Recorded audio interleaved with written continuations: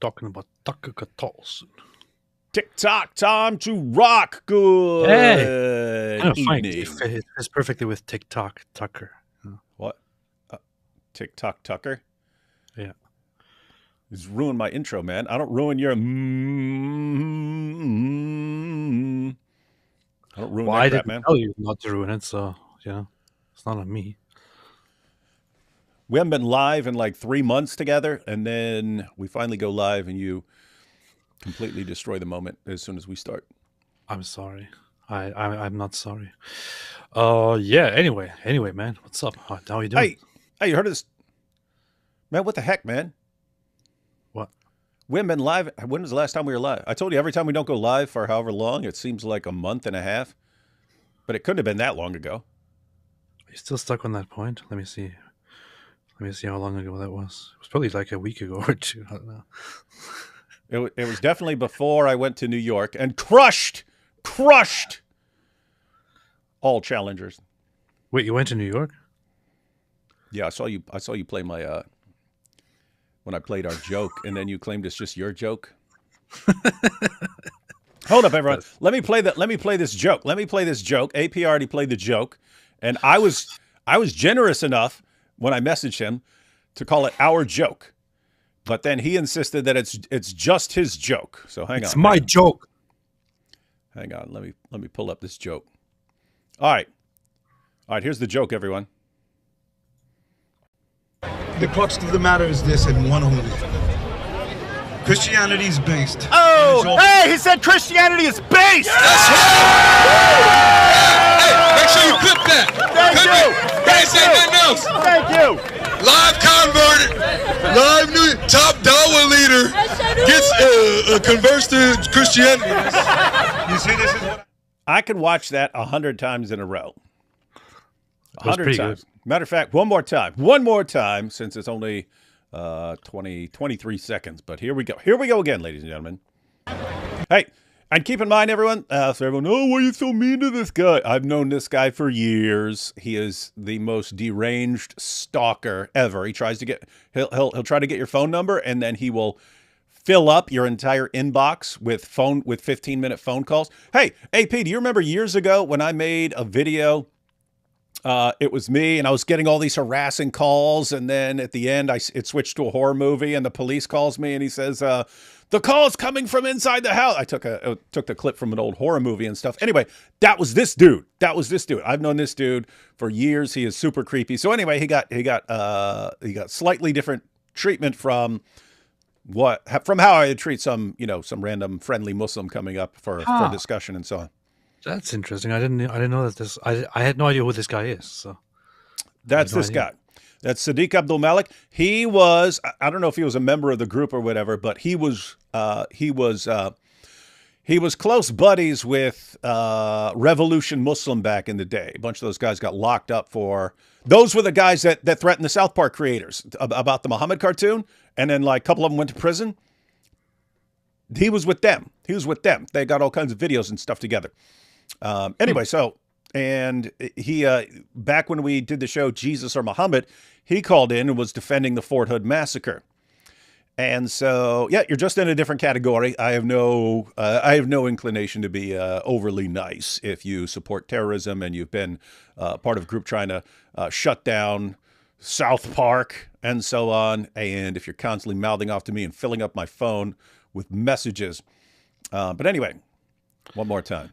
crux of the matter is This this. is what you and get, one only. Sadiq. Christianity is based. Hey, he said Christianity is based. That's right. Hey, make sure you clip that. Can't say nothing else. Thank you. Live converted. Live new top Dawa leader gets converts to Christianity. You see, this is what It didn't get any better for him. It didn't get any better for him. I find it awesome that the crowd just goes wild upon you saying that. No, that was awesome because we talked to a bunch of Muslims. Even when God logic and inspiring philosophy. Like on the first night, they're on camera live streaming. I'm over on the side, but people are coming up and talking to me and stuff like that. Dude, it is a completely different environment.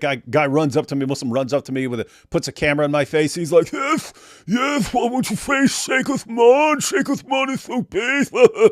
And I go, wait, Sheikh Uthman, the guy who faked a hate crime against himself, covered himself in fake blood, and then blames us for it. And where are they? Where are they? The guy who his friend sends his wife to him for marital counseling, and he bangs his wife. You're talking about the guy they call Sheikh Ibn Ketchup, Sheikh Ibn Footnote, Sheikh Ibn Fibbin, Sheikh Ibn Zina, Sheikh Ibn. I just went down the list and stuff like this.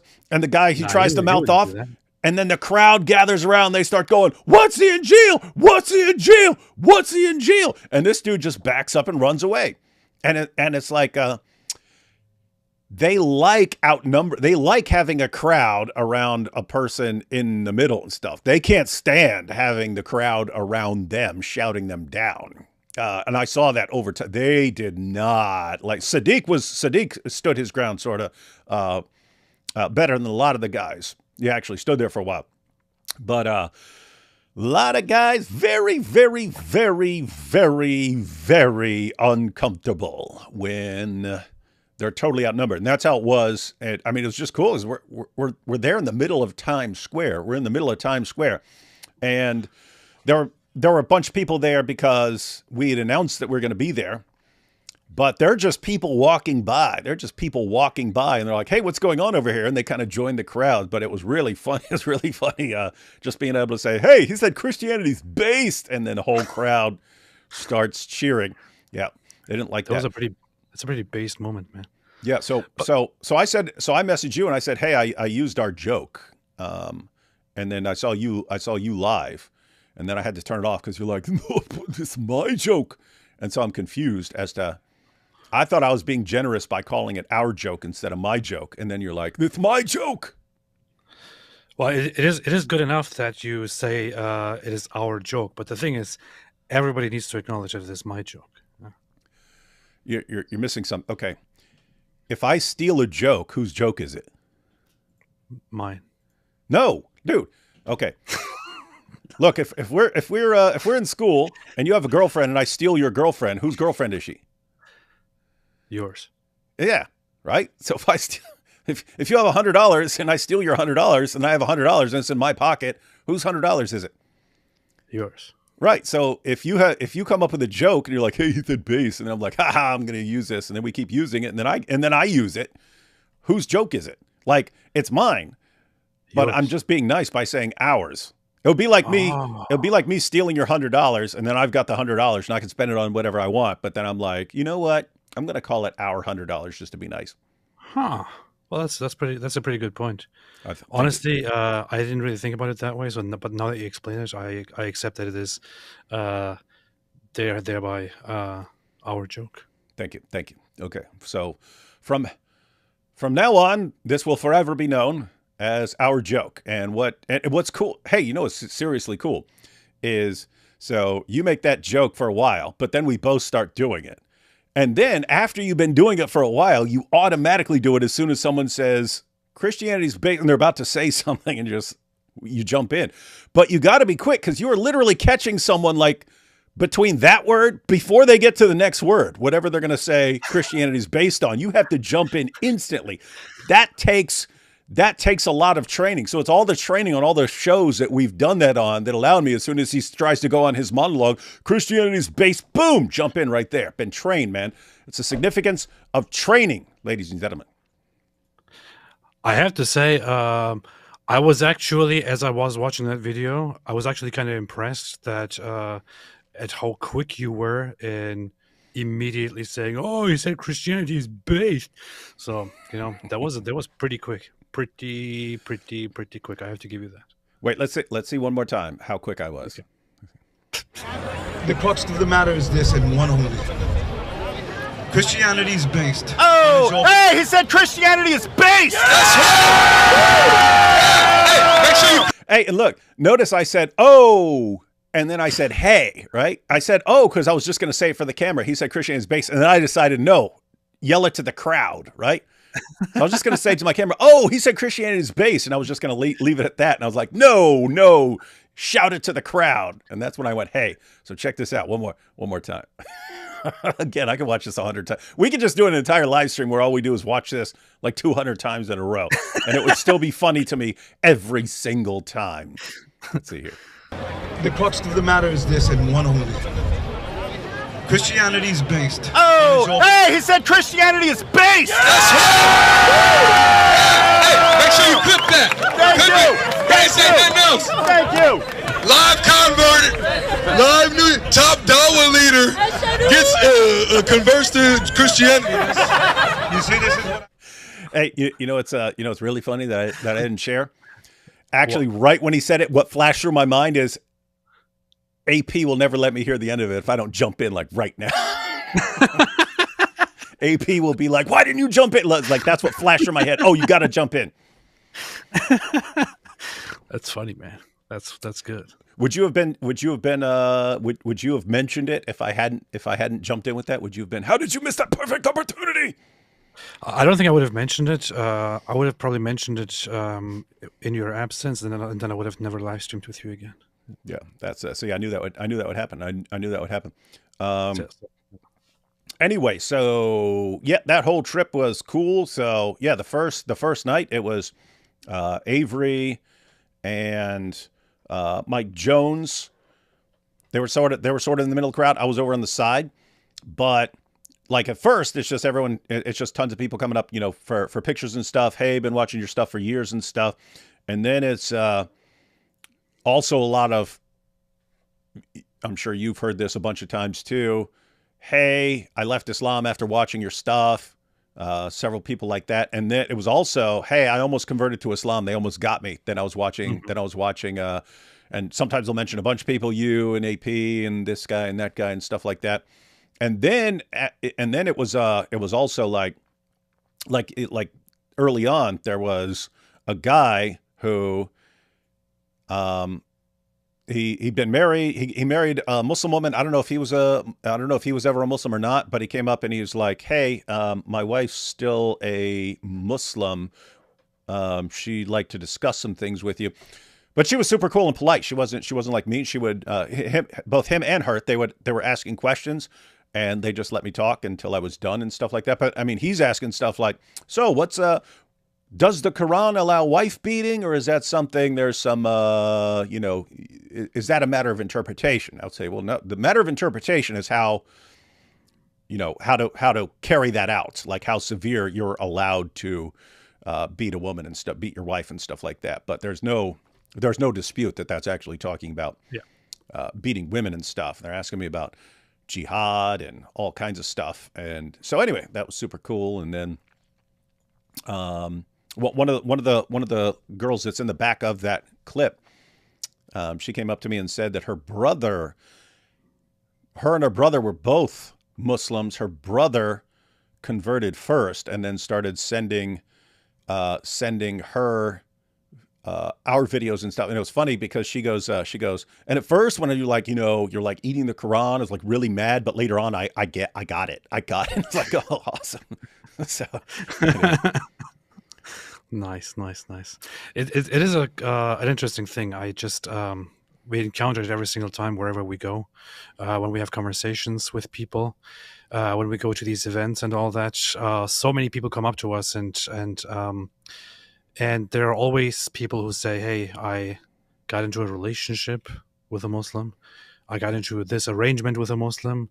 I became a Muslim myself before knowing, and then later on I found out, and so on. And it's good to share some of these experiences with each other and all that. But then there are some cases of people coming up and saying, hey, help me. What can I do? My brother or my sister converted to Islam.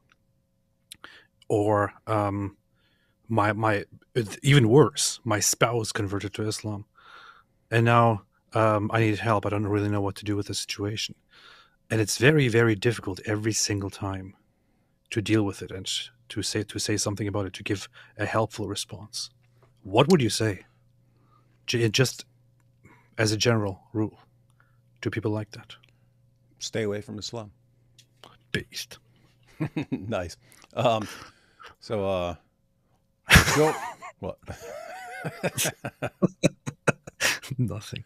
No, guys. Seriously, if you have a friend or family member or something like that, someone converts to Islam, that is a good time to start learning about Islam and ask the person what it was that convinced you.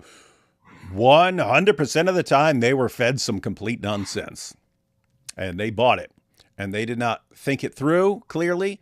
They did not look into it enough. And so you're going to have to look into it for them. So whatever reasons they were given for converting to Islam that they thought were so powerful, oh my goodness, I thought the Quran's been perfectly preserved right down to the letter. How is that possible? They didn't research it. They took someone at their word, and they listened to the biggest bunch of liars the world has ever seen. And they didn't bother to critically examine any of that at all. And so you have to do it for them. You have to look into the stuff for them and then go back to them. Shout out to Orthodox Lips Muslim. Is that the guy you're debating? Are you debating him or the other one? I get them for some reason. I no matter even with the duck lips, I still get them confused. Who's the other one? Who's the other one, guys? There's another one. Response something. Dean responds. Dean responds. Dean responds. Yeah. Dees responds. Dees responds. No, I'm debating Orthodox Lips Muslim. This guy. He challenged. Yeah, him. Hey, what's up, Orthodox Lips? So Orthodox Lips challenged me to a debate a while ago. He said, "Hey, I'm going to debate you. I'm going to finish you." I said, "Okay, sure, yeah." Under one condition, which is that we first have a debate titled "Is Islam True?" And he was like, "Okay, whatever you propose, I accept it." So we arranged it, and now we're going to have a debate soon. I think next week already, about is Islam is true on Modern Day Debate. And then next month, we're supposed to have another debate about Jesus. So that's just going to be online, right? It's not going to be in person? No, he was scared to do it in person, so he had to choose online. Well, if I was you, I would not want to do it in person. What if he tries to kiss you with those duck lips, right? I mean, look at all his pictures. All his pictures like pretty creepy. What if he's going to be doing that during your debate, man, to try and distract you? Well, that's his big trick. Yeah, I accept whatever you offer. I accept every single debate. And then he just sits there and is like, can't focus. Weird. That's I've been telling everyone for years, like each new Dawa guy comes along with his new shtick and so on, but now you've got, if I just do duck lips all the time and pretend to kiss people, then that will throw them off and they won't be able to respond to my terrible, stupid arguments. Oh, look at this. Look how Allah is blessing me with these tricks. John here says, Dizzle, can you and AP please come to Boston area? We'll be in Boston area. We'll be in Boston in November. John Buckley. Boston. That's where ETS and EPS are this year. So we will be there. We will be in your area. So if you want to meet up while we're there, you will have that opportunity very soon. Very soon. That is true. We will indeed be there in Boston. Boston. Yep. Yeah. Boston. Mm-hmm. Hey, while we're there, we'll go throw a bunch of tea into the harbor. Pretty based. Let's do it. All right. Let's take these first few super chats, and then we're going to jump into it. Yep. So people asking about Tucker Carlson. Yeah. Tucker. Someone asked us if Tucker changed. Oh, Tucker. Tucker changed. We'll be looking at some clips. We're going to look at some clips of Tucker before this year, before 2025, when he had a serious problem with Sharia and what it teaches, and now Sharia is basically our salvation. It's what can save us from drugs and degeneracy and all that stuff. Sharia, Sharia. You remind me of the West Side Story. No. Wait, go. Start that again. Start that again. Sharia, Sharia. I can't do it anymore, man. You remind me of the Al-Zut story. There we go. Nice. Let's see. The nuclear Mahdi Jew with space lasers says Islamic trilemma. If Muhammad split the moon, why was he the one covered in themin? If Dia split the moon, why was Muhammad only pain after the Al-Zut? That's true. Oh, you see? Oh, hey, AP. Yes. Did you hear about the new twist on the whole Al-Zut story? No. Dude, this is coming out this week. It's gonna be a tag team, not the way Al-Zut tag team, but video tag team with me and Inspiring Philosophy. I don't know how it came up, but we were talking about the Al-Zut, and he starts going, well, that reminds me of. I know. Yeah. Okay. Yeah. Go ahead. That was crazy. So he's like, yeah, that reminds me of all this stuff that I had to read preparing for my debate with Daniel Hakikachu, because he brings up like, child marriage in the ancient world and stuff. And it turns out a bunch of these articles are about guys in relationships with boys and so on. It's not even about women. It's not even about girls. It's about boys. And Daniel quotes these as, you see, everyone is doing this. Like, this is about dudes banging teenage boys and stuff. Anyway. And he said, and what's weird is they had this belief in the ancient world. It was all over the place. Not in the way I'll... Never mind. But, he says, the belief was all over the place that you could actually... A man, especially a really virile man, could inject his manliness and virility into someone else, right? It's like if he's a real virile man, then in injecting another man or boy with his fluid, the manliness could be transferred to someone else.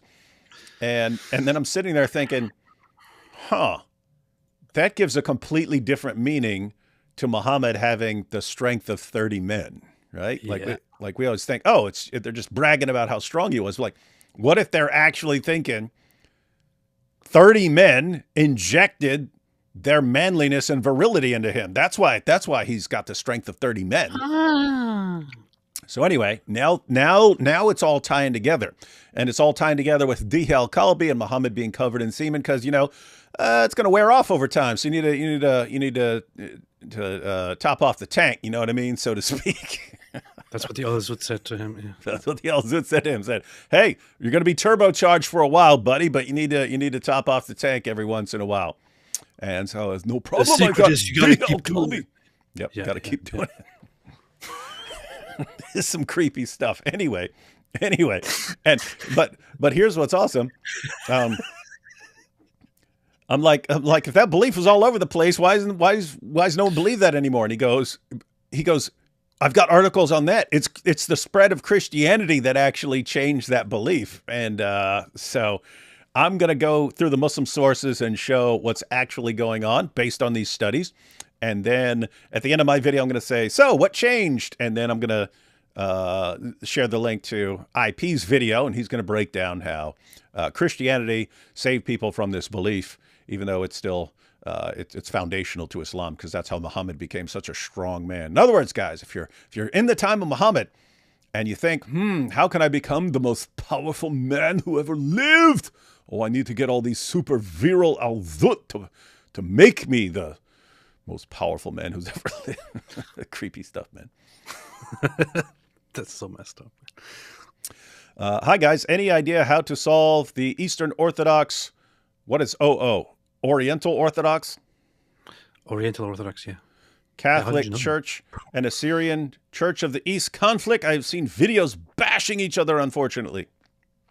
I'm sure you wouldn't find a solution to solve that conflict and that problem here. You would find it somewhere in history. I don't even know. I don't know what to say about it. It's like as I was coming into the faith and looking into it and looking into the divisions that take place there, I thought, oh, what a shame! It would be nice if this got fixed and so on. But then, as I look into it, I realize how complicated it is, how deeply and brutally complicated it is, and how it is extremely unlikely to just be solved in a short while. So I don't know what to say. You know, Well, you I have. think that there might be something. I don't know. There might be something even divinely ordained or something good about. I don't know, something. You know, something about it that that you have different traditions that established themselves. I mean, on a purely natural human level, it is probably completely expected that different populations, even believing in the same religious belief, will go about it in different ways and hold on to certain different traditions. But even you could think that this is even just part of a plan, and that it's all going to be good. I don't know. And there could be kind of two issues here. One is, how do you solve the disagreements between them? But also, you could just be like, you could mean, how do you solve the infighting that's going on right now when we've got other stuff we should be focusing on? Could mean kind of either one of those. Yeah. I think that yeah. So one good thing to do, which is what I appreciate about Bob from Speaker's Corner, for example, he is very adamant on trying to inform Christians altogether more about Islam, and bring Christians together in uniting on the issue of Islam, even if people have their disagreements, even if the different traditions and the different churches have their disagreements, at least they could agree on the whole Islam stuff. And I think that this is that's a good effort. I think that would be something nice to focus on. Yeah, and AP, how many years now have I been saying, hey, as people continue to feel increasingly like they're being attacked, the tendency is to become more valued by your group, and to cling more deeply to your group. And then, but what happens there is, once you're more enmeshed in your group, and now it's a matter of safety. My group is what is protecting me from being attacked, rather than just, hey, here's the group that I agree with, and I'm part of this group, and so on. Now it's a matter of your safety from constantly feeling like you're being attacked at all times. That the tendency is to, the psychological tendency is to constantly demonstrate your value to the group by attacking other groups, and that Christianity is not immune to this, and that as this goes on, it will affect everybody, and you'll have Catholics attacking Protestants more, Protestants attacking Catholics, and Eastern Orthodox, and so on, that everyone will be attacking more. And it's exactly what you see. And you go back 6 or 7 years, I would hear from a Catholic or an Orthodox guy, like, occasionally, hey, David, why don't you join the true church, and so on. Now it's all the time.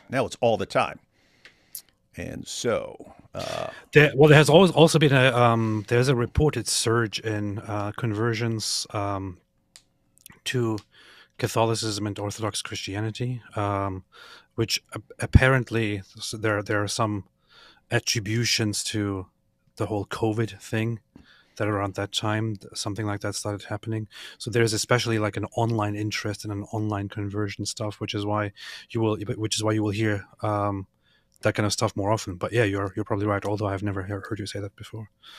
I've said that literally thousands of times during live streams.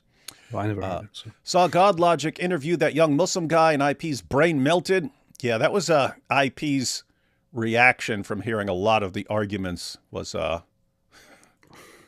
how are these guys this stupid? That's what he's saying over on the side.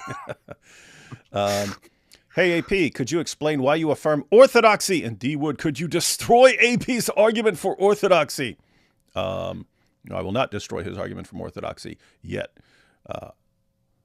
Why affirm orthodoxy? What did I just say? You just broke it down, man. No, I would say that, I don't know. I don't really feel like answering this question right now. He says he doesn't feel like it. Why are you harassing him? Because over the last week or two, I have dealt with a lot of fighting over this issue, but not with non-Orthodox, but rather with Orthodox people. So it's just something that I don't really want to talk about right now at this point. Then, but Daniel Hakikichu exposed you for leaving, for apostatizing. I don't think we're dealing with the top brass in a lot of this stuff, AP. Yeah, I came to believe in Christianity and to accept it as right and true and good, and I found my way first to, you know, thinking about Catholicism and looking into Catholicism and looking into early Christianity. Eventually, ended up going the path of Orthodoxy, and I'm sure I will in the future have more to say about that. But that's all I want to say at this point. So, alhamdulillah. Hey, matter of fact, I'll give you a little example. This goes back to the earlier question and so on about the divisions and so on. So, first day we were at Times Square. Second day we were in Times Square again, and then I forget if it was the second day or the third day. We're going to have to release that video. Someone contacted, I think, God Logic, and said, "Hey, there's a Dawa booth over at this big fair over in New Jersey." So we went over there and we rolled up to the Dawa booth. I forget what I said. I walked up, said something like, "I heard this is a booth for Dawa instruction. I was hoping we could get some lessons," right? I said something like that. I forget what I said. But the guys were super nice, but oh my goodness, they crumbled at the Islamic dilemma, man. They crumbled. I watched a few minutes of it and I thought, well, this is really, really weird, man. Like, why do they have a booth? Yeah. So anyway, so we were over there, and then but Sunday evening we went to Washington Square Park, and it started raining right when we were supposed to get there. Like pouring, like uh-oh, I think everything's about to be derailed. But then it stopped like half an hour later. So these guys had, like Avery and Vocab and stuff, had gotten together with the Hebrew Israelites under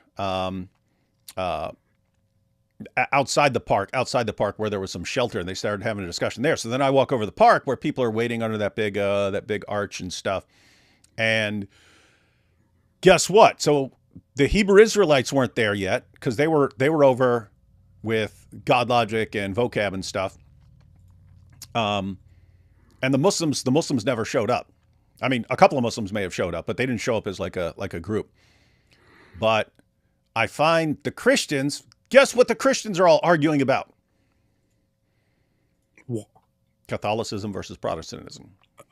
They're all arguing. And it's like, guys, you have a huge showdown. We didn't know the Muslims weren't going to show up because they said they were going to show up. They did not show up. Ton of Hebrew Israelites showed up. But you have this, at that point, it was like, hey, we're expecting a huge showdown with a bunch of Hebrew Israelite groups showing up and a ton of Muslims showing up, the Dawa guys showing up. And you guys are over here arguing Catholicism versus Protestantism. What is going on here? Yeah. Can be totally relevant to have that discussion, right? Obviously someone's wrong here. It's good to have the discussion, but not when you got a bunch of Hebrew Israelites and Muslims rolling up on you. That would not be the correct time. AP, you have ripped off the Quran in your last stream. Good job. Joe Smith is in Surah Yusuf 12, 1 through 3. Book of Mormon is the clear book, you see. Yeah, that talks about the Quran being clear. But you no, what if it's about the Book of Mormon? I did indeed rip up the Quran in the last live stream, so I don't apologize for it. Chris says, you see, it's David's joke now, and we like it. I'll leave that with voice. I think you mean, and we're proud of that. Kyber, it was my birthday yesterday. Can I get a happy birthday song? Yes, you can. Happy birthday to you. Happy birthday to you. Happy birthday to you. Happy birthday, dear Kybar's barbecue. Happy birthday to you. Hey, that's not how we sing on this channel, man. We sing like this.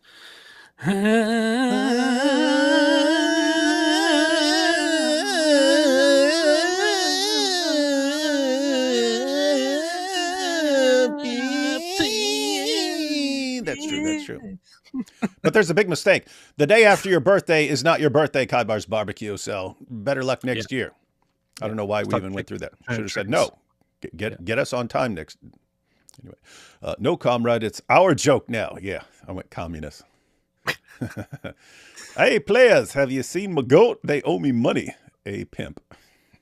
Nice.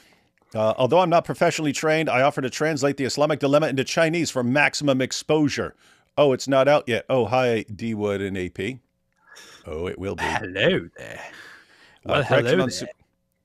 Oh, Chris says correction on Super Chat, and we're proud of that. And we're proud of that. Yeah, that's true. Let's see. Leave Tucker alone. Leave Brittany alone. Voice. Who's leave Brit? What's leave Brittany alone?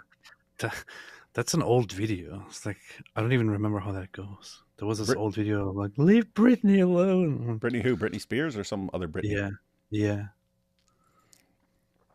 Orthodox lips, the lips of the Alzut. What? Come on, man.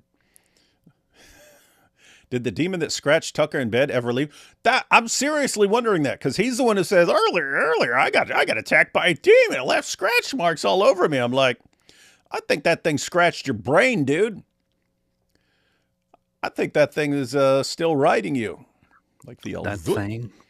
I get home from work, see you guys are live, and the first thing I hear from David is men injecting things into other men. Yep, that's what happens when you read the Muslim sources and try to understand them based on the latest powerful research. Based, much love from your Jewish friend who runs the world. Oh, what's up, man? What's up? Yes, thank you for the shekels. Why are you sending Canadian dollars? We only accept shekels from Jews. Well, they run the world, so they can send whatever they want. Sure, they own all the currency, so it's all shekels basically. Momo needed all the strength he can get, considering having a 1.8-inch man. Oh yeah, I can combine that. He's like, I'm not man enough. How can I become more manly? And he came up with a solution. I will find the men of Al-Zut. So Momo receives the same virility that the Thai ladyboy does, turning tricks for 2 days. Those are rookie numbers. Yep, but they were they're pretty good numbers for back then. Are you going to be in Beantown before or after DebateCon? That's right after DebateCon, ladies and gentlemen. Going to. What do you mean Sharia is awesome? Tucker is a big fan of Sharia now. Any updates on young Bob? How's he doing? Haven't talked to him, but seems to be doing fine. Didn't. He's getting really popular. He's getting a lot of traction, a lot of attention from people. I saw that Meyer Tusi recently had a live stream about him, which was just about him. Well, like with like 6,000 people watching and all that. It's like he's really getting somewhere, and he's getting good attention. He's getting he's saying the right things, and I hope that he, in a good way, keeps growing and keeps being a voice for the voiceless people of Britain and the rest of the world. And he's a good example for the older people and the younger people. For the older people, it should be, why is this autistic teenager fighting my battles for me? And for the young people, wait a minute, we can do this too. So he is a good example for everyone. D-Wood on live streams. I'm slowing down, guys. My mind is not as sharp as it used to be. That's true. D-Wood in the streets. Hey, he just said Christianity is based. Make your own conclusions. Notice, though, that's training. And I've pointed that out. Like, that if I try to learn new stuff, it just doesn't, I don't recall it as well as I used to. But the stuff I use over and over and over again, I recall that stuff. That's what they do. Went to buy whiskey and saw 4 young people witnessing to a homeless guy outside. Refreshing to see young people doing something other than playing video games. Yeah, AP, lay out the video games for 5 seconds. That's interesting. That's pretty cool. Can't, man. Pretty cool. Any updates on young Bob and Mansoor the Druze? Mansoor. Wait, he's not Druze. You talking about a different Mansoor? This is a good Mansoor. Oh, this is a good Mansoor. Yeah. No updates on him. I mean, he's okay. He's all right. He doesn't live in the region in Syria or anything like that, so he's fine. He's good. Then we have what's up with Vice Rhino. Does he critique Islam? No, as far as I've seen, he defends Islam. I don't know. He might, but that's the guy. Ooh. Yeah, we went live. That's when you said, "Hey, I'm going live. Why don't you jump in?" I was like, "I'm already live with Inspiring Philosophy." That's not what you said. You said, "I'm already live with IP, you weirdo." That's what I said. What? Yeah. Yeah, so they were responding to this dude who's like, actually, Muslims have better arguments than Christians. And he's like giving the dumbest arguments ever. Okay. AP, why do Muslims always say, peace be, peace be on him? Is it mind control? Yes. Well, Muhammad said, whoever hears my name mentioned must say, Sallallahu alayhi wasallam. And he said, if any of you hears my name and does not say, Sallallahu alayhi wasallam, may Allah curse him and may the angels curse him. That's basically what he said. So, What's funny is that it's actually prayers of Allah be upon him. true. That's connected. That's connected to Surah 33, verse 56, which says that Allah and the angels pray on Muhammad. Not in the Al-Zut sense, but, well, that too, though. Can you recommend theology textbooks? No, you should go to someone who's way better at theology. AP might, but AP probably has better recommendations than I do, and he's brand new. What? I don't. What are you talking about? Read the Bible, man. Read the Bible. You want a theology textbook? Read the Bible. How about that? Oh, hey, actually, I just talked to the Logos guys. They said if you had a recommended reading list for people who are interested in the stuff that you cover, what would it be? So just earlier today, I sent them a list, and they said they could give some, like if people want the list, they could give it at like a 90% discount and stuff like that. So anyway, they're going to be coming for everyone who says, hey, David, what are the books you recommend to study apologetics and things like that? Logos will be able to give people a huge discount on the D Wood bundle. So that should be cool. To be honest, I don't read much like theology books and all that, but I just finished a book which is you could think from the title and also from the content, much of it that is more orthodoxy specific. But I read it because I wanted to understand it further, and because I really like the author, who is Metropolitan Callistus Ware, who recently passed away a few years ago. But it's called The Orthodox Way. I finished it, and honestly, it's not just about orthodoxy. It is about Christian belief and about God in general. It's like divided into 6 different sections: God as this, God as that, God as that, and so on.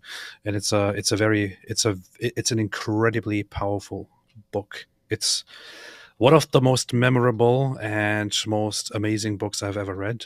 It's still stuck in my head. I want to read it again. So, since you asked me, there it is.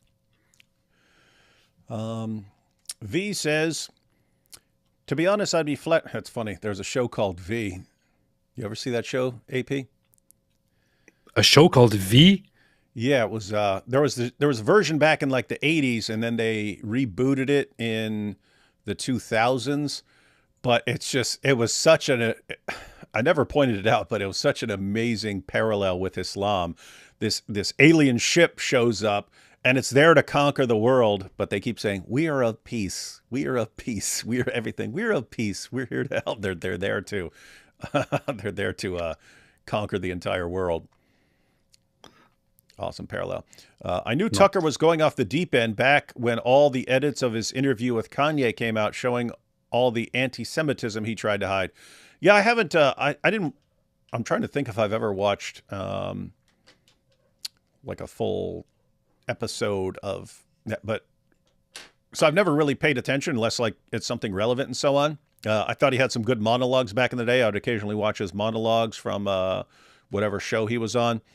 But with me, it was when he was defending Andrew Tate and covering for Andrew Tate. And I'm like, what heck what is going on here, man? What is going on? So I've heard from some people, some insiders from the industry that he has always had a very agenda driven and a very financially driven path when it came to political things and all that. And that he also always had an issue with the whole with Jews, for example. Although you might see that in the past, he was more of a on the pro-Israel side, and he was kind of speaking out against the whole anti-Semitism and anti-Israel thing. He was very quick to immediately jump ship and jump on that board, you know. So I don't know. It's just maybe a year ago or two when we started looking at him and talking about how he's going down this very, very dumb path, and how he's a complete sellout, how you can't trust him, and so on. A lot of people were still giving him the benefit of the doubt and saying, "Oh no, he's good. Like, give him some time and all that." But it was very obvious where this is going, and lots of people have said he has basically become like an apologist for Sharia and for the Islamists and all that. About to see it. But we didn't really have it as concretely, and the predictions and all were all very, very much spot on with where he got eventually. Yeah, I was when this happens, because it's something similar with Candace and so on. But when it happens, it's like, okay, were you saying these things back then because the people writing your check wanted you to say these things, and this is what was popular for your audience at that time, and that's why you were saying them, but you really had no real convictions about this stuff. It's just those are the people writing my checks. And now that those people aren't writing my checks anymore, I can say what I really think. Yeah. So is that what's going on there? Or is it just like, suppose you were opposed to Sharia back in the day and you were opposed to Islam, but now you feel free to blast away at Jews and so on. And guess who's going to be cheering for you when you do that? Well, all of a sudden you're going to get tons of new Muslims cheering for you. And so do you then start appealing to your new fan base and so on, and start becoming more and more pro-Sharia and pro-Islam and things like that? And so it's like, is it just a matter of money, and now different people are paying you, or have you actually changed your mind based on other things? Let me go back to V here. V pointed out I didn't actually read the comment. I just started talking about the dumb show. He said, V said, to be honest, I'd be flattered that Muslims spend their time in your chat trying to debunk you guys. You live rent-free in their heads. Oh, just wait till the new Al-Zut video comes out. Tucker was formative in my political perspective, so seeing him unmasked as a shill is very disappointing. Well, it's good that you actually can spot the problem, because you have people who become loyal to the person, and then loyal to Candace as the person, or loyal to Tucker as a person. And even when their views change, it's people retain their loyalty and they can do nothing wrong and so on. So you just go along with any sick random thing. So the fact that you're recognizing it, that is a positive. Shout out. This makes me appreciate, in the past, I didn't really have much sympathy for what's his name, Steven Crowder, for example. But this makes me appreciate Steven Crowder very much, because he recently did this whole thing. After Tucker Carlson had that nun on, for example, that so-called nun, he actually broke down how hypocritical Tucker Carlson was when he had Ted Cruz on, how he grilled him over like the slightest issues, over not knowing the exact population of Iran. And then he invites this so-called nun and lets her spew all kinds of complete nonsense. Never challenges her on anything, no matter how idiotic, no matter how dangerous and demented and idiotic and insane. And I'll say demonic nonsense for some of the stuff. She spouts complete nonsense, and he doesn't even it's one thing to have somebody on and to have them speak on these things, but he doesn't even challenge her, not even once. So I appreciate Steven Crowder, for example, for he's doing his own thing. He doesn't have to depend on anybody. He's getting good views. He's always had his own name, his own brand, and all that. But he has jumped in and pointed that out, for example.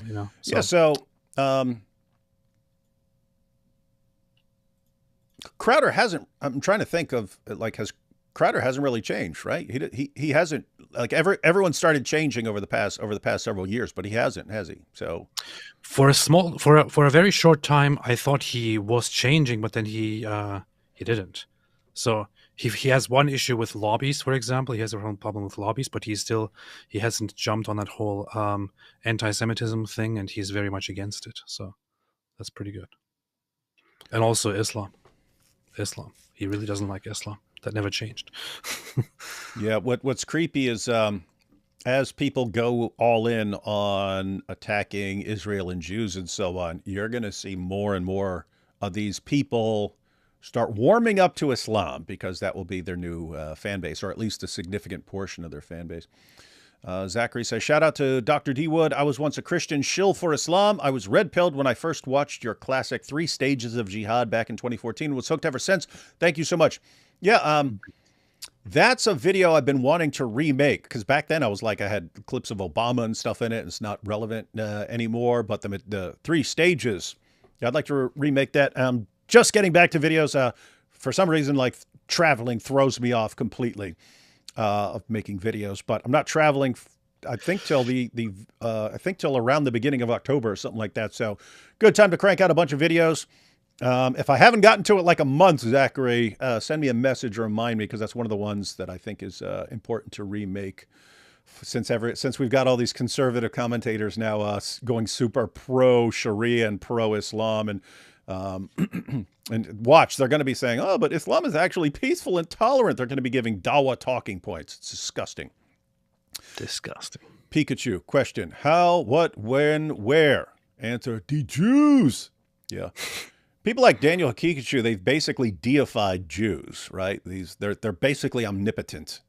They're omnipotent and omniscient and so on. When does the No Snitch Jewish Tree song post? I scheduled it to be published on Spotify on the 27th. So I'm going to publish it on the channel, on the music channel, probably in a few days. Yeah, I haven't heard it yet. You sent me a link, and then I clicked on it and said I need to set up some account with whatever thing you sent me, and I was like, what? I'm not setting things up. I'll wait just like everybody else. Good morning. Where do you think one should start when it comes to reading the Bible? I want to get back to the Word. I would say if you want something, if you want fast-paced, action-based, start with the Gospel of Mark.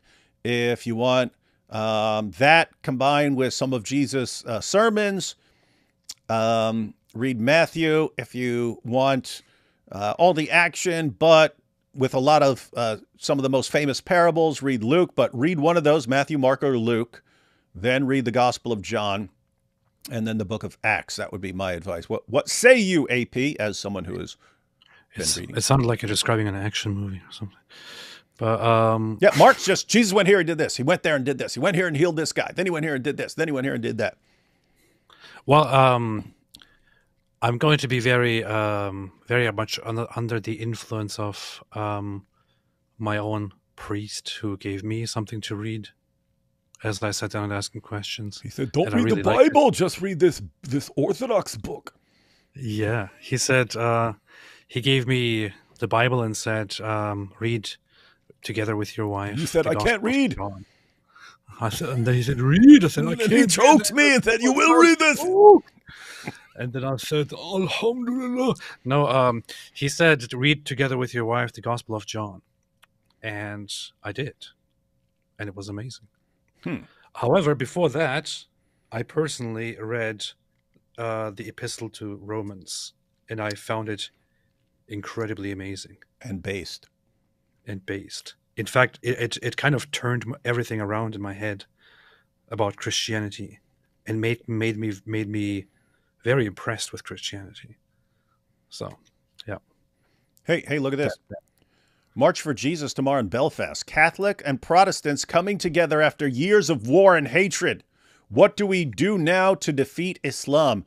Guys, I'm gonna break this down for you, because everyone's still thinking in terms of, oh, do we fight this big war and so on? The most effective thing that you can all do involves no violence at all. Learn how to expose Muhammad. Learn how to refute the Dawah script. It's already crumbling. Learn the Islamic dilemma. You do all that, guess Islam, we've seen it, right? I mean, years ago when Muhammad Hijab did his study, Muslims, when you doubt Islam, what is it that causes your doubts? The number one answer by far was moral problems with Muhammad. I mean, he's basically telling you this is what causes Muslims to doubt their religion, learning the truth about Muhammad, and not the whitewashed, watered down Walt Disney version of Muhammad that they get from their sheikhs and imams. So they told you this is what absolutely rocks our faith in Muhammad. And when you know The Islamic dilemma is the ultimate dawah destroyer because every one of these guys wants to attack the Bible. If you can instantly flip that on, oh, really? You're attacking the Bible? Well, I guess your prophet and your God are complete morons because they affirm what you're attacking. If you know that the Islamic dilemma is the ultimate dawah stopper, and the main thing that causes Muslims to doubt their religion is problems with Muhammad, how isn't every single person who's concerned about Islam focusing on these things, learning the Islamic dilemma really well, and learning how to expose Muhammad? How? They've told you exactly what will destroy their religion. So do that. Do it. Do it now. Do it. Do it. Do it. I finally watched Mike Winger. About to click off this comment, man.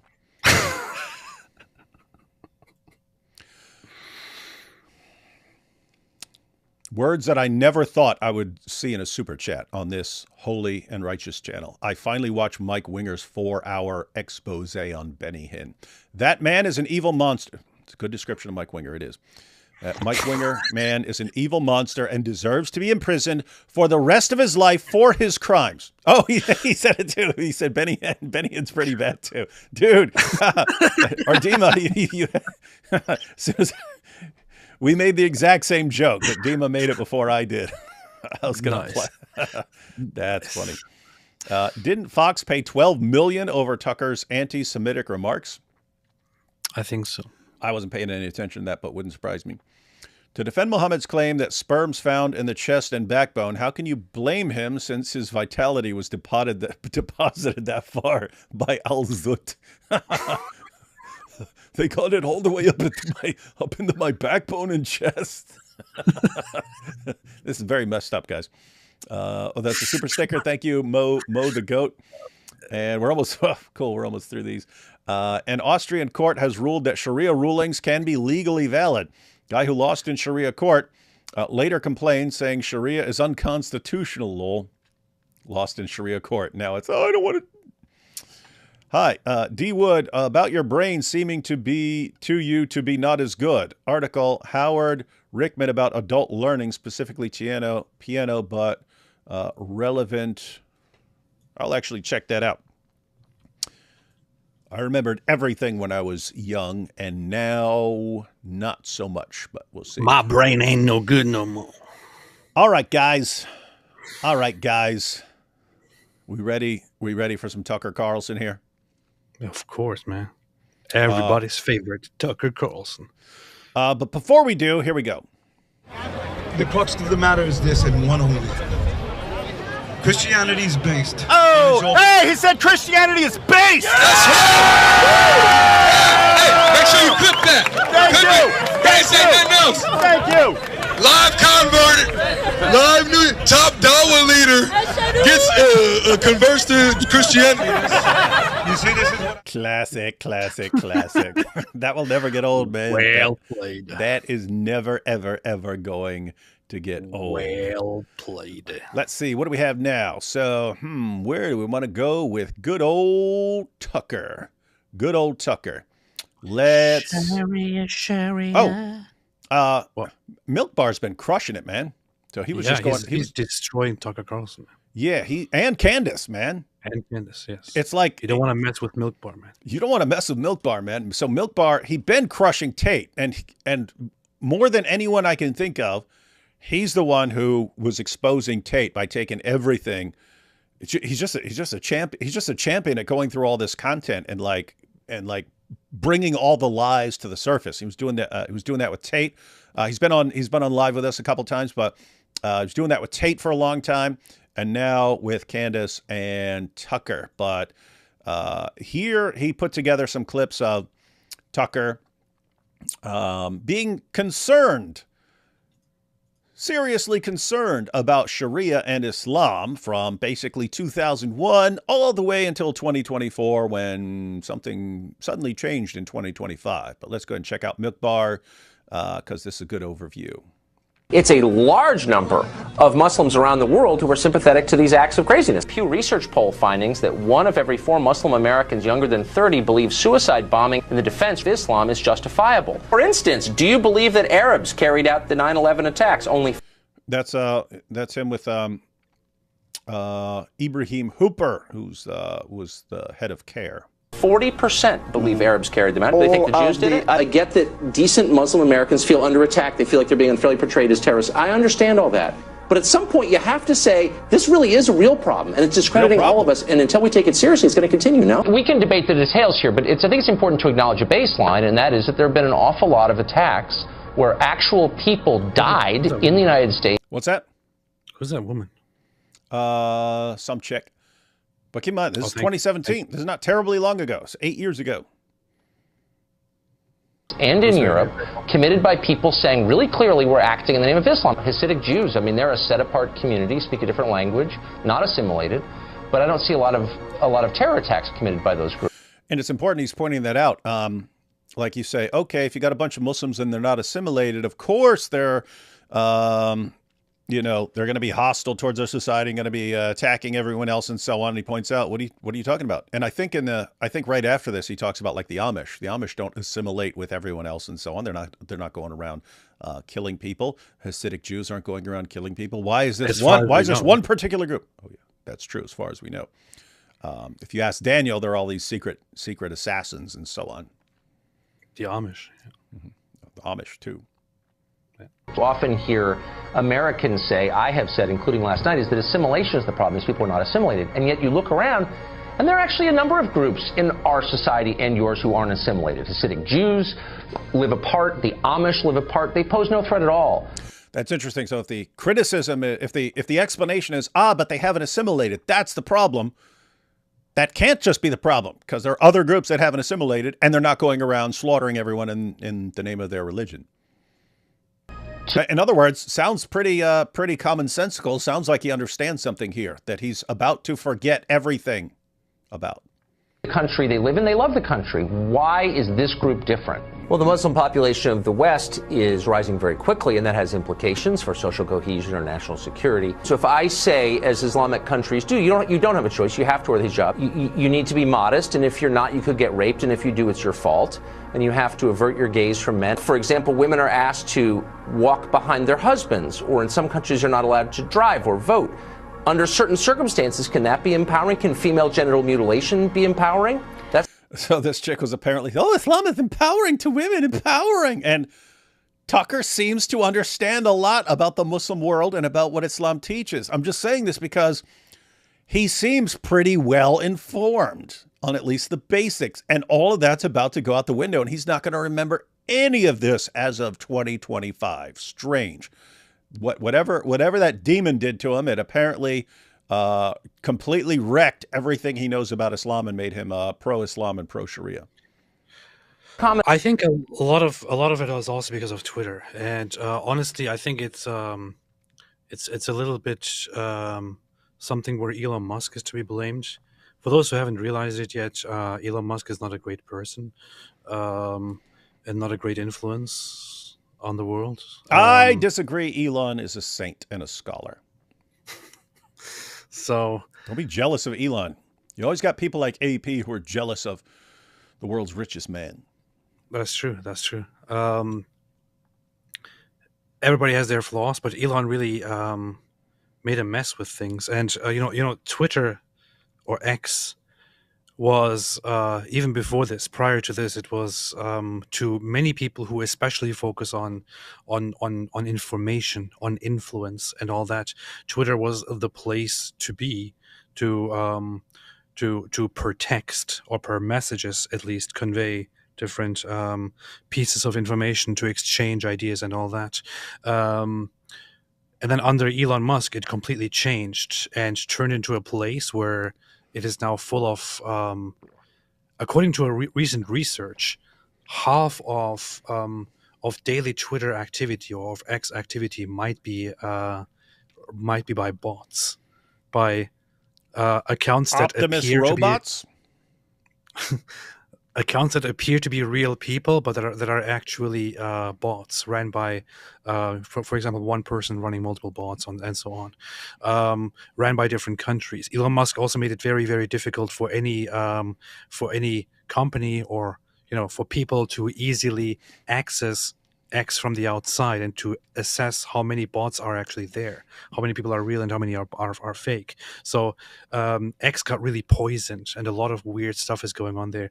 And Tucker, since he left Fox, started posting his stuff on X, and takes every feedback that he gets on X as legitimate, basically, and bases much of what he talks about on feedback that he gets from X. So when he then gets all the messed up stuff that is nowadays on X, it might be he might consider it useful to just pander to that audience and to go with whatever they like. And that audience is one that is that, for example, right now sees not Islam, but rather Jews as the bad thing. Whereas everybody knows that Islam is the religion that is out there to try and conquer the world. But, you know, he might be really under some messed up influence here, which is because of Elon. And I recently made a video about Muhammad Hijab and how if you're a manipulator, you're manipulating people into doing what you want, but your crowd is constantly giving you feedback on what works best. And so they influence your behavior over time. But that's true not just of manipulators. There's a level of that with influencers in general. You've got your crowd, and they're cheering for certain things you say, and so on. And you put something out there, and it gets a bunch of attention, and everyone's cheering for you. And it's like, oh, I want to do more of that. Well, you can actually steer someone in certain directions. But with Elon, I don't think there's a. I think Elon has good intentions with all of this, but he's out of touch with something we've talked about many times before, which the founding fathers understood, that these freedoms were made for people who are going to handle them responsibly. And I said, it's not going to work. The entire system will break down if it's used by evil people for evil. And there've always been evil people using the system for evil, but you kind of need like vast majority of people using their freedom responsibly. So take something like right to bear arms or something like that. As long as the vast majority of people are using that responsibly, you know, if you got murderers here or there, or a school shooter here or there, something like that, you can have bad, but the entire system will work. Well, what happens if everyone is just going around blowing each other's brains out? Well, the system's not going to work. But it doesn't have to be most people misusing their freedom. You just need to get an increasing number of people not handling their freedoms responsibly for the system to break down. So anyway, with Elon, I think Elon is a true believer in just let everyone speak and and they'll figure things out and they'll get to the bottom of this and it'll all work out and so on. And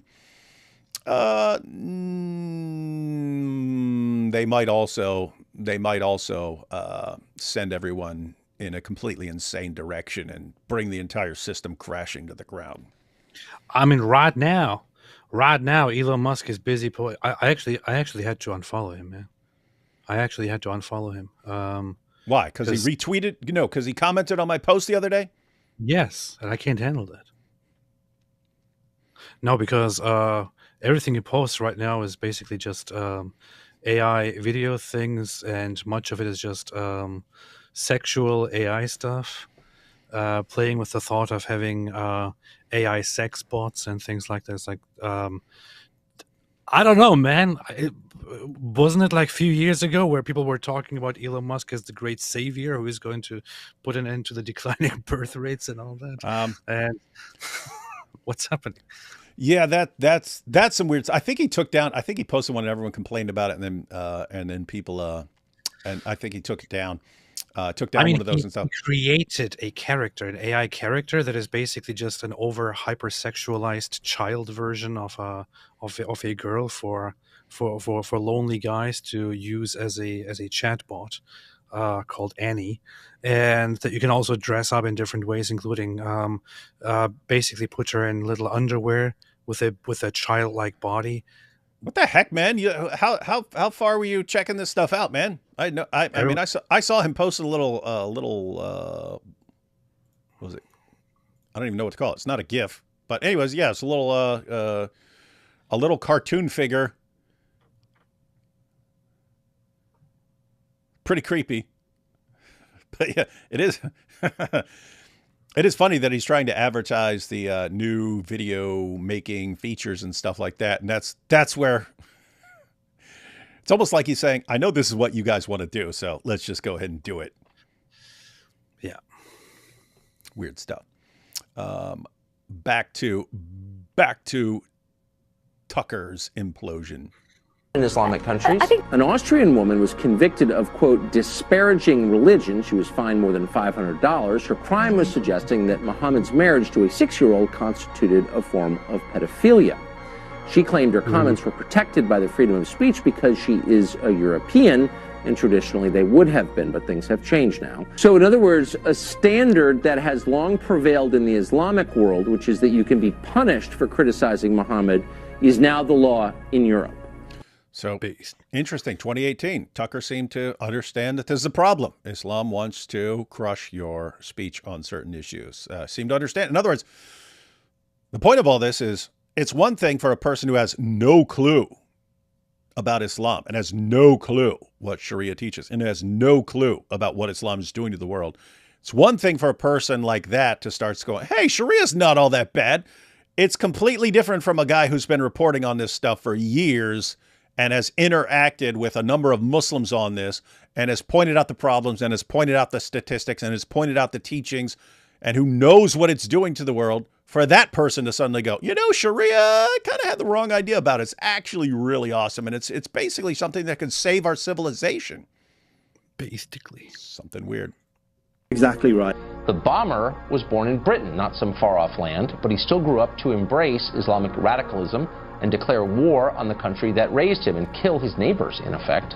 There are many more like him. So when you watch the American response, even the cultural response to an event like what happened in your country on Monday, are you surprised by how few of the lessons Americans are learning from this? All Sharia law is bad. And here we have 2025.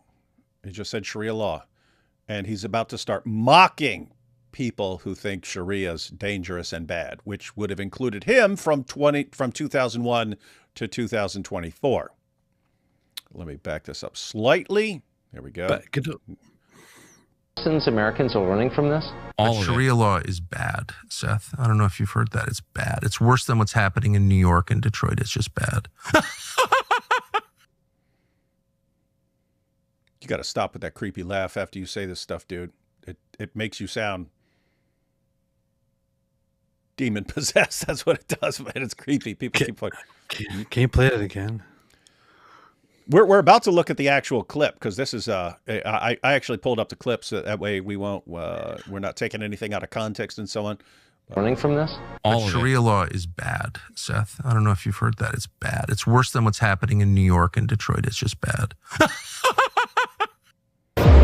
Tucker Carlson at the Real Estate Future Forum. Oh, look at that. Look where he is. 2025. Never been to Saudi Arabia, and I can't wait to go for a glimpse of what the future holds, because that's what you see when you go to the Gulf. Because that's what you see. You see the future, ladies and gentlemen. Islam, Sharia, it's all the future. Of its scale, its significance in Islam. He's like, you know what Islam means? Submission. And like let it hang in the air like that was self-evidently disgusting. And I was like, I kind of think submission to God is like the whole point of life, but I didn't say anything. I was like, I don't think I'm against that, actually. This is an existential threat to the Western way of life. I really believe that. Anyone who submits to God, like, I'm just for that. Okay, so here would be the issue, AP, that we're obviously going to look at, but I mean, this is Dawa script level stuff. Hey guys, Islam's just submission to God. Don't you want to submit to God? What's wrong with submitting to God? Why would you be opposed to submission to God? It makes no sense. Jews, Christians, everyone should be on board with submitting to God. So what's your problem with Islam? This is bad, AP. This is bad. You got all these people who spent decades building up a huge following, and then what do you do with it? Use it to blast Jews and promote Islam and Sharia. But David, yeah, submission. It's just submission. It's just submission to God. Sounds like it's like how Tucker Carlson became the Joker, the transformation.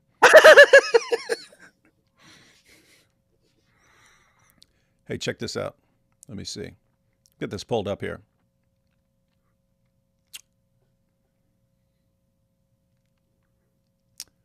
Let's see.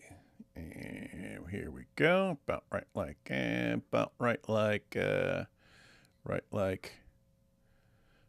that. All right, got that? Okay. Let's go down to Surah 4, verse 65. Tucker. We break this down for you and all you Tucker fans. Tucker, I know you're watching. Again, this is Dawa level. This is Dawa script level stuff. Oh, Islam's just submission. Why would you have a problem with submission? It's just submission. Submission to God. Don't you believe in submission to God? Yeah, the issue isn't, and the claim of Islam isn't simply that you must submit to God. It's how you submit to God. If you just said submit to God, Jews and Christians would be on the same page with Muslims. The issue isn't that you're saying that you must submit to God. It's that Islam tells you how you submit to God. And here you have it in Surah 4, verse 65, where Allah, the one you're submitting to, says how you have to submit to him. There's a way, there's a path that you are required to follow in order to submit to him. And here's what it is. But no, Allah says, but no, by your Lord, they can have no faith, no real Islamic faith. You can't really be a Muslim. You can't really submit until what? Until they make you, O Muhammad, judge in all disputes between them and find in themselves no resistance against your decisions and accept them with full submission. You submit to Allah, Tucker, by mindlessly accepting all of Muhammad's decisions and training yourself over the course of your lifetime to have no resistance against anything Muhammad decides. In other words, if Muhammad decides that if someone like AP has to die because he's left Islam, or if Muhammad has decided that someone like me, I have to die because I criticize Muhammad and the Quran, or if he decides it's okay to bang little kids and so on, all the stuff you're familiar with, beat women and so on. If Muhammad makes that decision, the way you submit to Allah is by having absolutely no resistance against anything Muhammad has decided, and you accept all of Muhammad's decisions on all these issues with full submission. That's what submission in Islam means. Do you seriously think it's laughable for someone to have a problem with that? You giant idiot. Freaking sellout, man.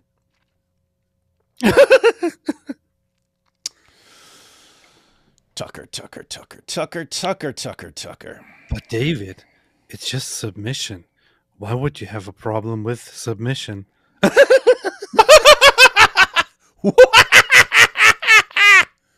Someone needs to splice that video together with like clips of the Joker laughing, man. So weird, man. It's extremely weird. Let's take these couple super chats, and then we're gonna check out. Let's see, what are we checking out first? Oh yeah, I did want to check out a video clip that wasn't included in there, where he's talking to a Muslim. I think this was from 2018, so still not terribly long ago. Talking 7 years ago, and seemed to think that Sharia is really bad. And then we'll check out some of his recent comments in context. Not good. This is not good that he's promoting this stuff. Sometimes when I'm having a tough day at work, I remind myself that somewhere a Mormon archaeologist is looking for the Nephites, Lamanites, Jaredites, and a Dawa guy trying to answer the Islamic dilemma. That's pretty rude. Very rude. I love you, Dr. Wood. So you're the one. Tucker's dad passed in, I didn't know this. Tucker's dad passed in March 2025, and he also talked about it, a demonic attacks. I think he's going through some stuff. Oh, he's going through some stuff. Not the way the Al-Zut were going through some stuff with Muhammad, but, yep, people go through some stuff. People go through stuff. That's what they do. Nuxanor, not sure who that is. Sounds like a drug. Sounds like the side effects of Nuxanor are constipation and possibly death. But anyway, Nuxanor did a vid on Tucker and Candace beef with Fuentes. Two of the clips were Tucker last year talking about his dad being CIA, and then this year him saying he didn't know his dad was CIA. I did see that, where he's going, I just found out my dad was CIA. And then there are clips from last year of him saying that. Yeah, that was weird. The demon apparently not only wiped out his memories of everything Islam teaches, but also wiped out his memory of his dad being in the CIA. Freaking demon. Imagine trusting a guy whose last name smells musk. That's a good argument. Crowder would do entire shows refuting Islam back in the day. Oh, and he has some of the all-time best short videos responding to Islam. The one where he's being Bob Ross, painting the picture of Muhammad. Yeah, classic. Yeah, classic. He had a classic about Muhammad and Aisha where he shows up with a lollipop and stuff. Yep. AP, stop talking badly about Elon, or he will set you up like he did Muhammad and no. Job. Yeah. Well, Elon Musk is sending me threats. Soon something very bad is going to come out about me. No. And it's probably going to be related to Elon Musk. Yep. And so, guys, you heard it here first. Next month, we're going to find out about AP's hotel wife and how he lied to her and so on. It's all going to happen. That's what Elon does. We know his MO now. Where do you find this video of Qatar Carlson? Are you talking about the Milk Bar version? If you're talking about the Milk Bar version, you can go to my Twitter. You go to Milk Bar TV. He's got it there, but I also shared it. So if you're already following me on Twitter, I shared it earlier today. So check that out. Momo and Tucker submissive and suitable. Yeah. So manliness can be injected into Muhammad, and really stupid ideas can apparently be injected into Tucker Carlson. Western countries, why so serious? Tucker, maybe. Yeah. Muhammad the Chomo, if he ever existed, would be burning in hell forever. Nothing but a criminal, a Chomo, and an al-Zut fan of perversion. It's very Islamophobic. Got me agreeing with Tucker at this point. I think we need an exorcist. I think we need an exorcist. And one more. Nicholas says, check out news of COO of My Burger Lab restaurant chain in Malaysia getting fired for questioning harsh Sharia Friday prayer laws as being extremist. You want to check that out, AP? My Burger Lab restaurant chain. Creepy stuff. But we got plenty of Sharia fans in the world, ladies and gentlemen. Just weird that if you just go back a couple of years, people recognize it as a problem, and now you have some of the biggest conservative influencers all thinking Sharia is really, really awesome and based, and possibly the solution to all our problems. All right, ready to check out this next one. So this is Tucker from 2018. We'll look at a little bit of this because it's like a pretty long clip, but we'll see what he's going to say here. It's about Islam in America, and he's talking to a Muslim convert, but like a long-time Muslim convert. Guy's been a Muslim for decades, but let's see what he's got to say here. Are you worried about Islamic terrorism? Well, you shouldn't be, because a new poll by Pew Research finds that only 20% of Muslims believe that targeting civilians can be acceptable as a tactic to further a religious cause. That means... See? No, he's actually being funny here. You shouldn't be, because only 20%... He's about to say only 20% of them want to kill you. That's kind of funny. If you meet 5 Muslims, only... Hold on. This is so messed up. Malaysia. My Burger Lab COO apologizes for post accusing Friday prayer law being extremist. My Burger Lab says Andrew Chong is no longer their COO, effective immediately. The chief operating officer of popular local burger chain My Burger Lab found himself in a sizzling situation, funny, when he recently commented on a new law. Did they say a sizzling situation? Yes. What news channel is this? This is some Malaysian thing, I think. It's pretty funny. And then he got cooked. Put through the fryer. He commented on a new law that has taken effect in the East Coast state of Terengganu. Andrew Chong shared his remark on X about a rule under the Sharia criminal offenses. And he got his buns in an uproar over this. sorry. In the state, risk a fine of up to 300 RM, a 2-year jail term, or both, should they miss Friday prayers without a valid reason. He made a post saying, wow, slowly but surely, if Malaysia is taken over by extremism, we will become Iran after the revolution. What you see today, and that should scare everyone. Because he made this post saying that a law which punishes people who don't appear for the Friday prayer is extremist.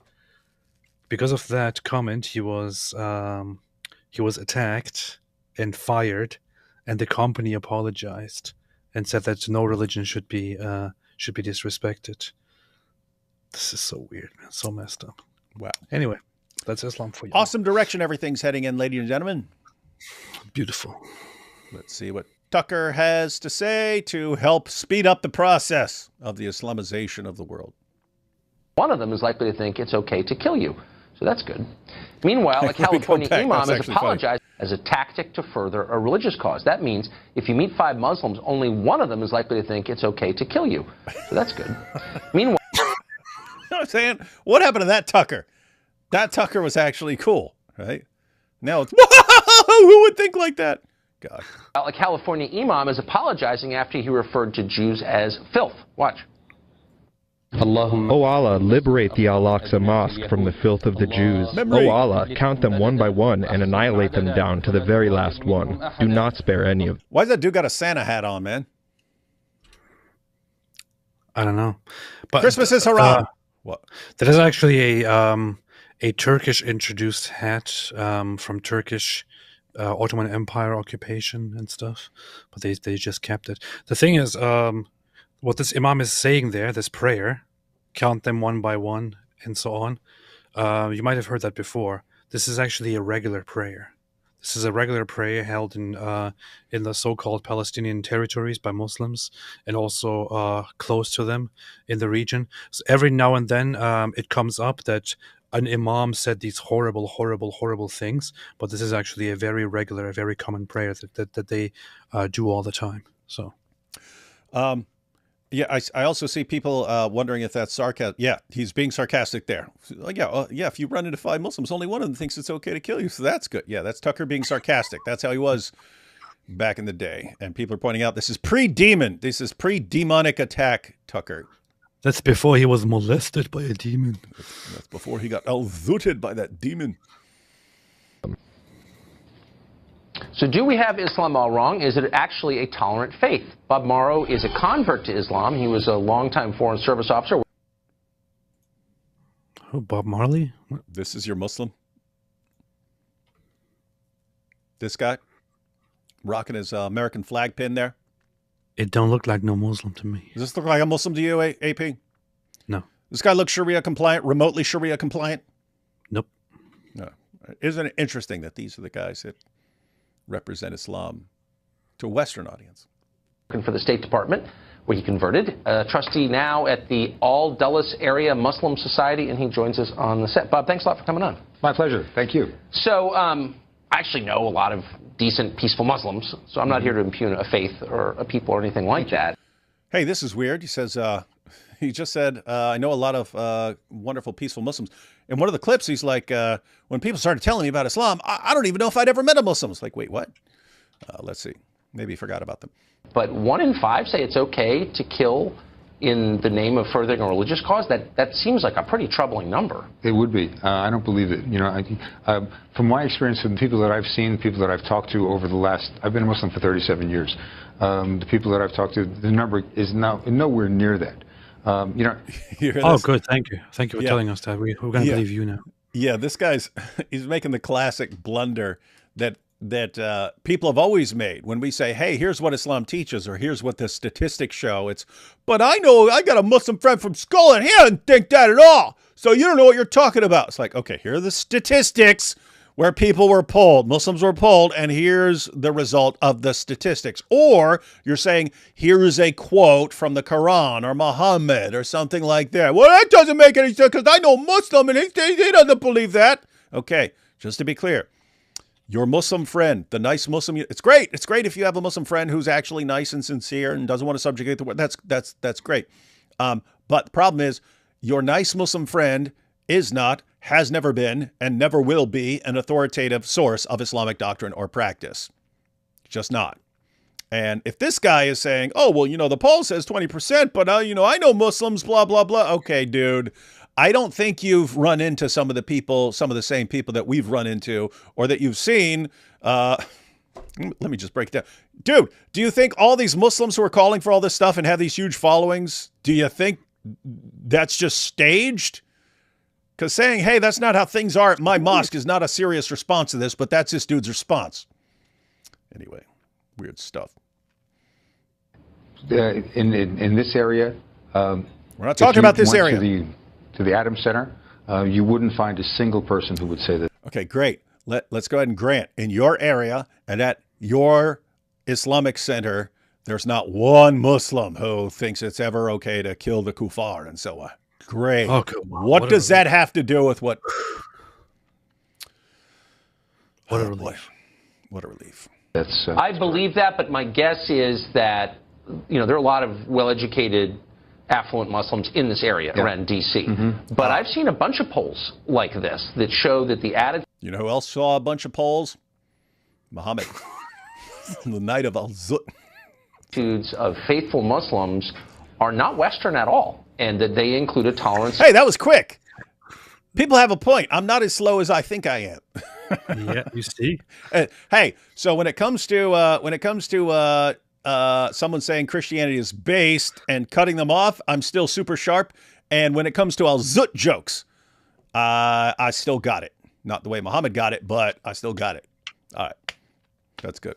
Violence you don't find among, say, Presbyterians or Jews. So what? That's not good. You know, I have not seen that specific poll myself, so I can't say for sure. But you know, all I can speak is from my personal experience, and that would be absolutely impossible to believe based on what I've seen. Do you hear this? Based on my personal experience of the people, the actual studies are impossible to believe. What's this mean? You could line up 1,000 studies showing this stuff about what Muslims actually believe. You can have Pew Research showing how what percentage of Muslims in various countries want Sharia, want the death penalty for apostasy and so on. This guy would believe absolutely none of it because he knows Muslims who just aren't like that. Great point. Great point, guy. So a lot of Americans are concerned about Sharia law. Sure. And they're concerned about polls that show a strikingly large number of Muslims would like to see it supplant civil law in the countries in which they live. Great Britain, for instance, a huge percentage would like to see it become the law of Great Britain. And in the United States, pretty large number say the same. But in England, it's 4 out of 10 British Muslims. In France, 29% of French Muslims would like to see it replace French law. So there you're talking about Sharia actually replacing the current legal systems. Why shouldn't that make Americans nervous as more Muslims move here? If those figures are accurate there, they're certainly not accurate here. That's good. I have not met any one person ever who would ever say that they want to supplant U.S. law. You've never. I've met a ton of Muslims in the U.S. who openly declare they want Islamic law to be supreme, and he's saying, "Dude, you should not. You have no business talking if you've never met any Muslims who take this stuff seriously, dude. You live in a bubble somewhere. Your opinion is officially irrelevant on all of this stuff if you've never met any of these guys and you don't know why they think it is." Invited this. Like, well, why did they invite this guy? He's not even answering any questions. Just, I personally, I've never seen anything like that. No. There's no such people where I live. No, I have never seen anything like that. No. Yeah, I mean, just imagine if you had this reasoning. You're like, hey, look at the. I mean, you could just imagine people responding in this way to anything else. Like, hey, you have a serious murder problem in Chicago. Well, in my area, I'm not in Chicago, but in my area, we don't even have a murder problem. So I can't believe that that's an issue in Chicago. I can't believe that. I can't believe that because my personal experience trumps all of reality, apparently. Well, in my area, majority. Yep. of people who came here to the United States came here because they want to live in America. They want to live under the U.S. Constitution. They want freedom of religion. They want freedom of politics. They want the freedoms that are that every American wants. Sharia law for them is simply religious practice. Now, like what? if you wanted to say that Muslims could not practice their religion here, for example, if they said, well, this is a Christian country, everyone has to pray on Sunday. All church services have to be on Sundays only. People would object to that. Muslims want to be able to practice their religion the way that it's being taught. But practice their religion? Does that include banging prepubescent little girls, killing apostates, and so that's part of the religion? And well, it's part of the religion, so yeah, if you don't know that much, you seriously should not be representing Islam, unless you're just kind of handpicked. You're kind of handpicked as someone who can dupe people.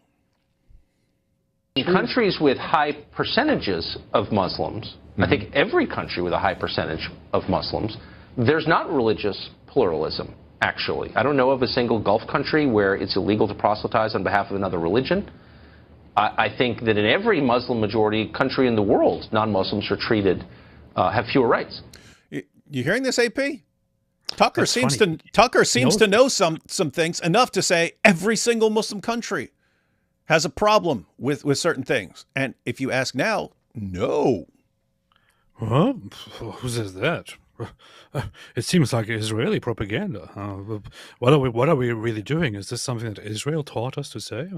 It's weird. So the Al-Zut injected manliness into Muhammad, but whatever demon scratched Tucker seemed to have ripped out what he actually knew about Islam.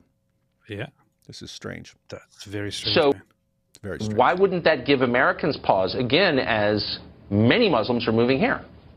Not true. There are many countries, Malaysia, for example, Not true. Indonesia, many countries that are Muslim majority. What country did you just name? Malaysia. What did we just read about Malaysia, AP? Malaysia literally has regions with strict Sharia law.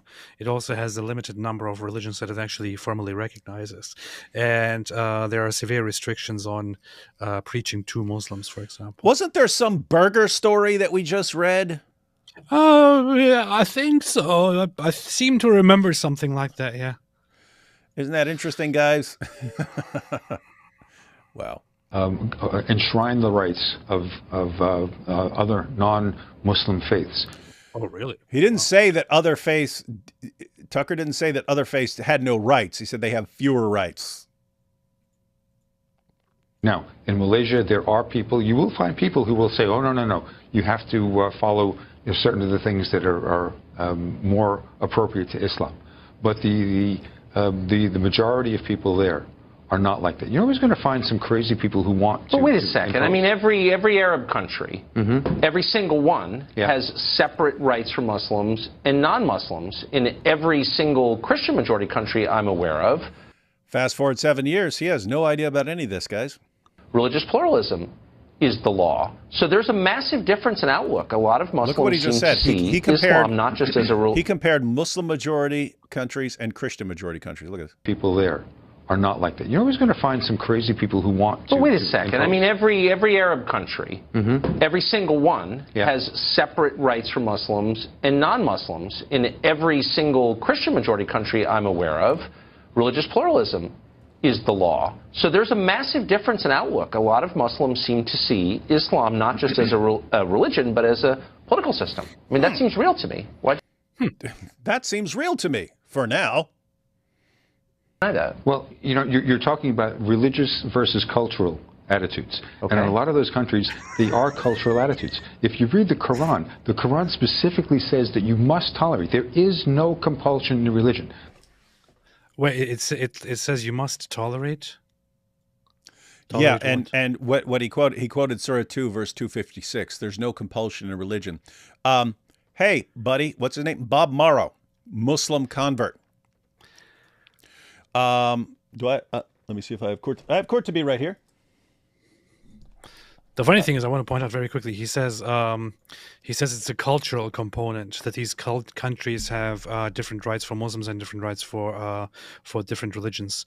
Excuse me. Those countries base that explicitly on Islamic law. Yeah, How is it about culture? And look, buddy. I have one of the volumes of Qurtubi here. Do everyone a favor. Do everyone a favor. Check out the tafsir of Al-Qurtubi, because he does something interesting. He gives all of the Muslim interpretations of Surah 2, verse 256, of all the Muslim commentators down to his time. There are a lot of different understandings and interpretations of Surah 2, verse 256. Go through them all, and he gives a bunch. Go through them all and find one that agrees with your interpretation of it, what you just said. Find one. No one thought it means what you just said. Why? Because they're aware of what the rest of the Quran says. Fight those who do not believe. They're aware of what Muhammad said. I've been commanded to fight people until they say there's no God but Allah and Muhammad is his messenger. They're aware of those things. So their interpretations they have to be consistent with other things that Muhammad said. And if you go with like Ibn Kathir says it's just abrogated. It was abrogated by later commands to fight people based on what they believe. And it's Ibn Kathir's commentary on 256, where he says, therefore, all people should be invited to Islam and to pay the jizya. And if they refuse to convert and they refuse to pay the jizya, they should be fought till they are killed. Don't you think it might be helpful to point that out if we're actually trying to understand Islam? In other words, if you're giving an interpretation that no Muslim held for centuries of Islam, don't you think that might be relevant to this discussion? Anyway, in other words, massive deception. And keep in mind, that doesn't mean he's lying. He may believe this nonsense because someone told it to him and he's never bothered to read any of his sources. But the fact that he's just on television to be spouting complete nonsense, and other people, wow, no compulsion religion. I guess all these jihadis and 14th centuries of Muslims all got all this wrong. This guy knows. It's repulsive. It's repulsive. You just wish. I mean, Tucker, he knows more than most, at least in 2018 he did.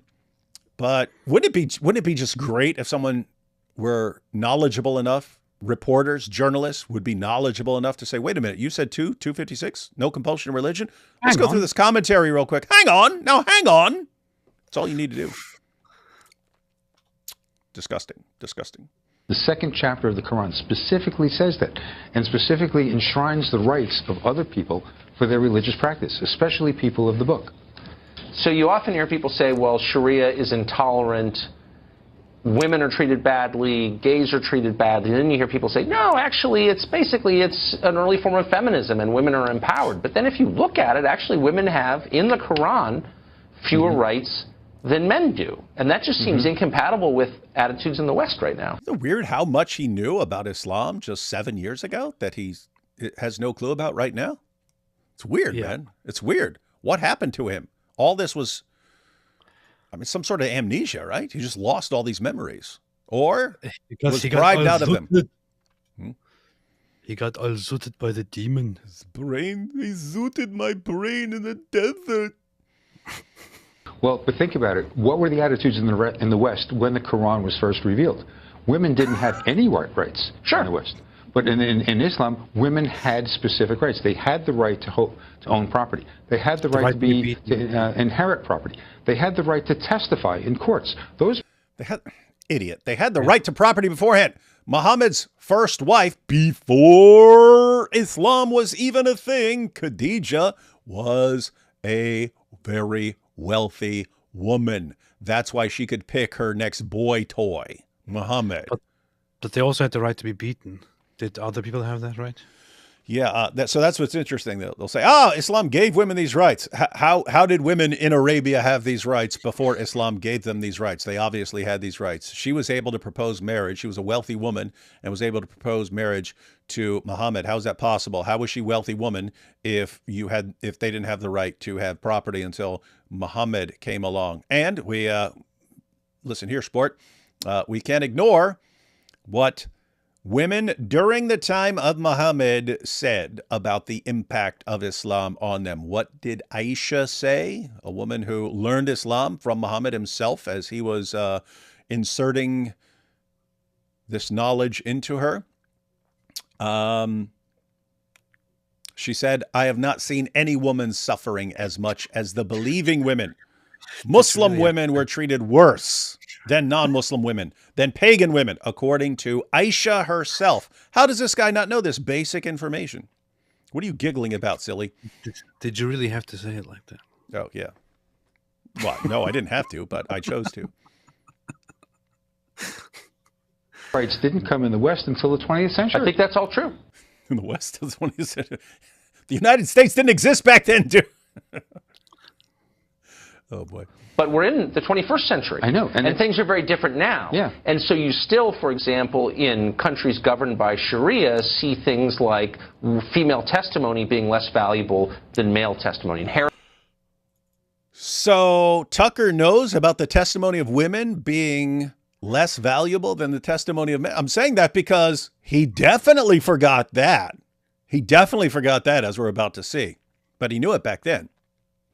Yeah, Tucker, and that's actually in the Quran, and that's actually in the Hadith. And Muhammad said that the reason a woman's testimony is half as reliable as a man's is because of the deficiency of women's minds. Yes. Women's rights are different for daughters than they are for sons. Men and women are not treated equally under Sharia right now. So why is that not a problem if we're trying to assimilate a lot of Muslims into this country? Well, you know, are you saying it's a problem in those countries or a problem in the United States? I'm saying, look, I'm interested in America, and there's a massive effort on the part of the left to import a lot of Muslims here for whatever reason. And I'm not against it necessarily, but I just think that it's really important for people to assimilate to the values of the country to which they're moving. And they do. And I'm worried that they won't because it's so different. Their attitudes are so different from ours. No, not really. Because most of the people who have come here are different people. They're a very well-educated group. Many people came here for advanced studies. They came here to practice in various professions. Nothing to worry about. And under Sharia law, let's say just on the concept of inheritance, you can follow with what the Quran says about inheritance, or you can follow what the Constitution says about inheritance. Right. So it's really a choice between the individuals. No one is forced to. If somebody wants to follow that and say, all right, I'm going to follow whatever you want, and I hope they will. Bob Morrow, I have to say, I disagree with you, but you are a great spokesman for what you believe. Well, thank you very much. Thanks. Well, you'll be happy to know, Bob Morrow, that Tucker eventually came around to seeing things your way, and he's actually a vocal proponent of Sharia now, and thinks that it's awesome. Congratulations, Bob Marley, you did it. Bob Marley did it again. Oops, I did it again. Couple super chats, and then we're going to see the new Tucker, ladies and gentlemen, the new Tucker. Charitard says, still a Mug Club member. Hope to see you and Crowder collab or do an interview sometime. Yeah, he asked me to do that a long, long time ago when I just wasn't I wasn't interested in collaborating with anyone. And then a couple years later, I asked him to collaborate on something and then didn't get a response. So probably not going to happen. But picking up a career in sucking off Muslims seems to be a concomitant of hating on the Jews. Nick low-key does it too. Yeah, he does it. He do that. I just had a flashback to a dude named Sarad. He was talking to me and Nabil, and he said concomitant, and we both go, "What the heck did you just say?" He says concomitant. It's like, we both said, "Quit making up words," right? And he says, "No, it means they go together. You can't have one without the other." And then we had to look it up. Turns out it was actually a real word. Well, funny. Nice. Nothing. Has Tucker taken to the manliness injections like Muhammad? First it was Putin and now it's Qatari men. Maybe they just take turns.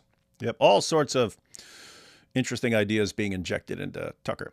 20% of 1 billion people. Yeah, I would call that concerning. It's actually 2 billion.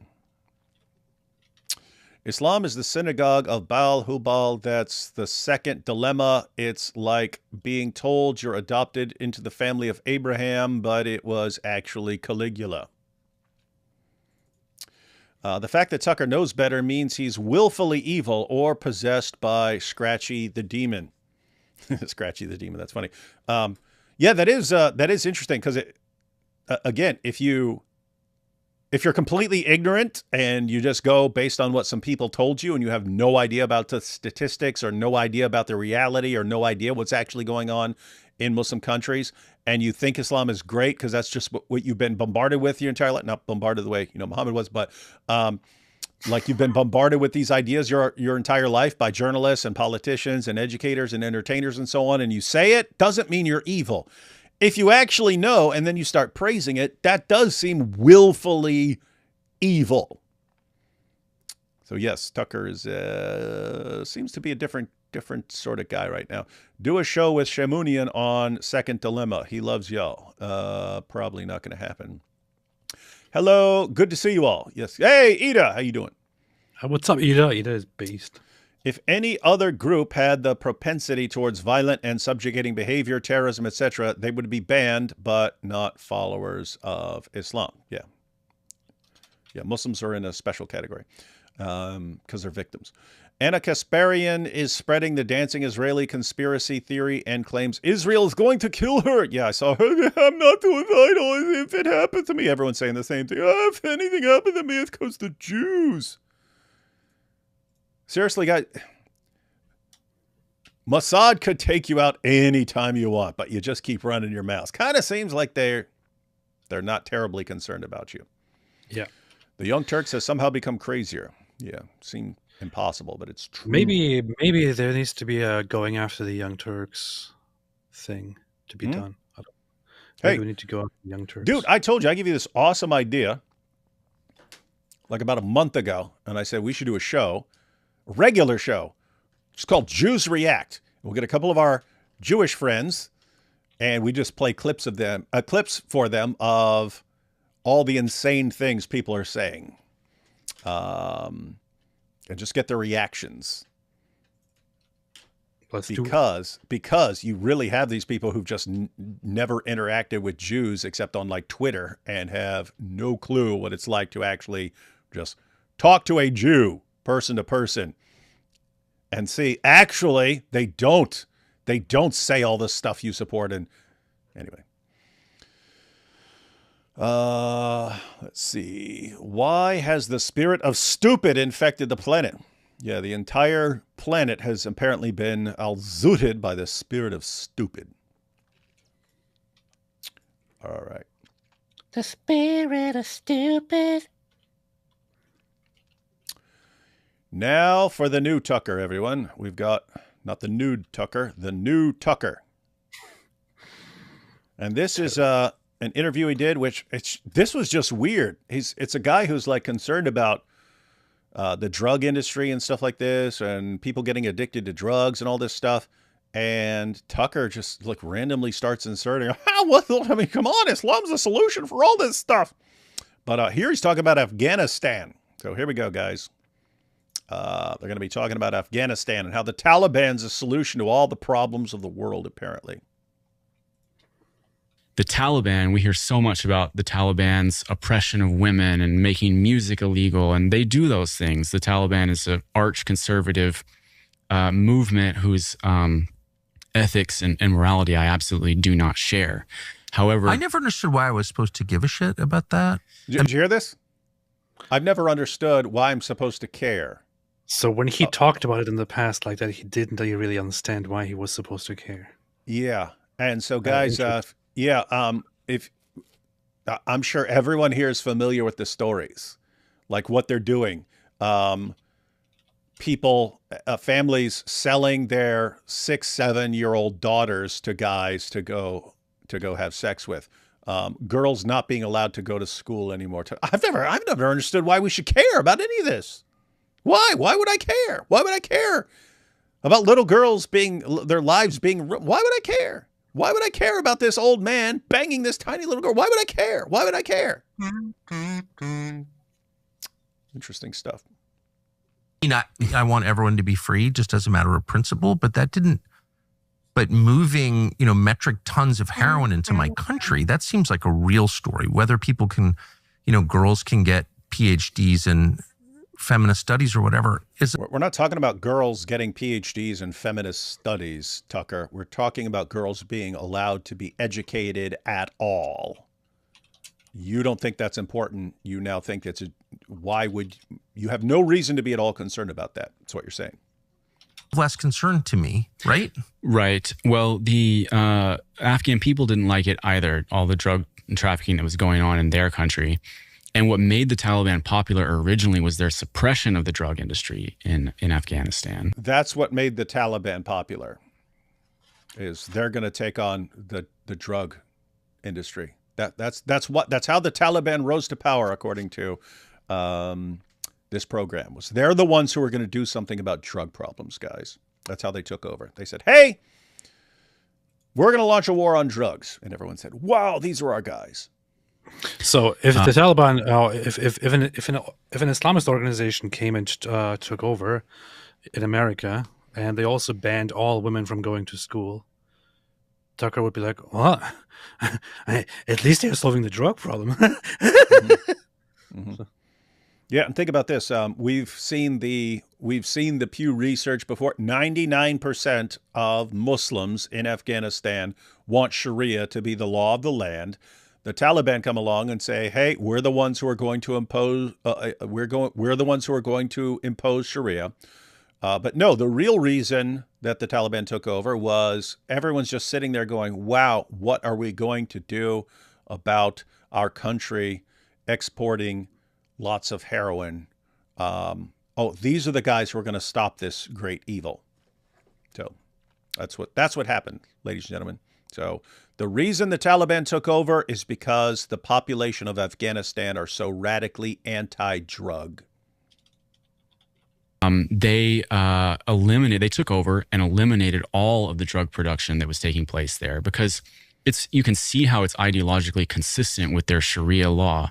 Mm-hmm. They don't tolerate drugs. They don't tolerate alcohol either. So they get rid of all of it. Sharia law is bad, Seth. I don't know if you've heard that. It's bad. It's worse than what's happening in New York and Detroit. It's just bad. I don't know why. It's just like years. Did you just hear that? I don't know why. I don't know why people think Sharia is bad. We just saw the clips of him for 23 years. We saw he seemed to understand the problems with Sharia. Now it's laughable. It's laughable that anyone would be concerned about Sharia. Why? Because all Sharia does is end the heroin trade. Does Tucker drink alcohol? They say against alcohol too. I don't know. But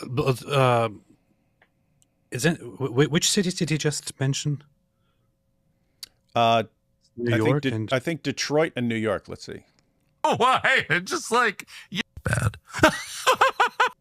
So they get rid of all of it. Sharia law is bad, Seth. I don't know if you've heard that. It's bad. It's worse than what's happening in New York and Detroit. It's just bad. I don't know why. It's just like years of brainwashing. I'm not Muslim. I'm not for Sharia law. On the other hand, Tucker, you shouldn't support the Taliban for doing away with drugs when you sound like you're on something, dude. But think about this. Think about New York. David, you just went to New York. Mm-hmm. Now, with all the problems aside, with all the problems in mind, with things that might be, that might be bad in New York, that might be kind of out of order and all of that, it's still not a horrible place to live, right? Would you rather live in New York or Afghanistan? New York in a heartbeat. And here's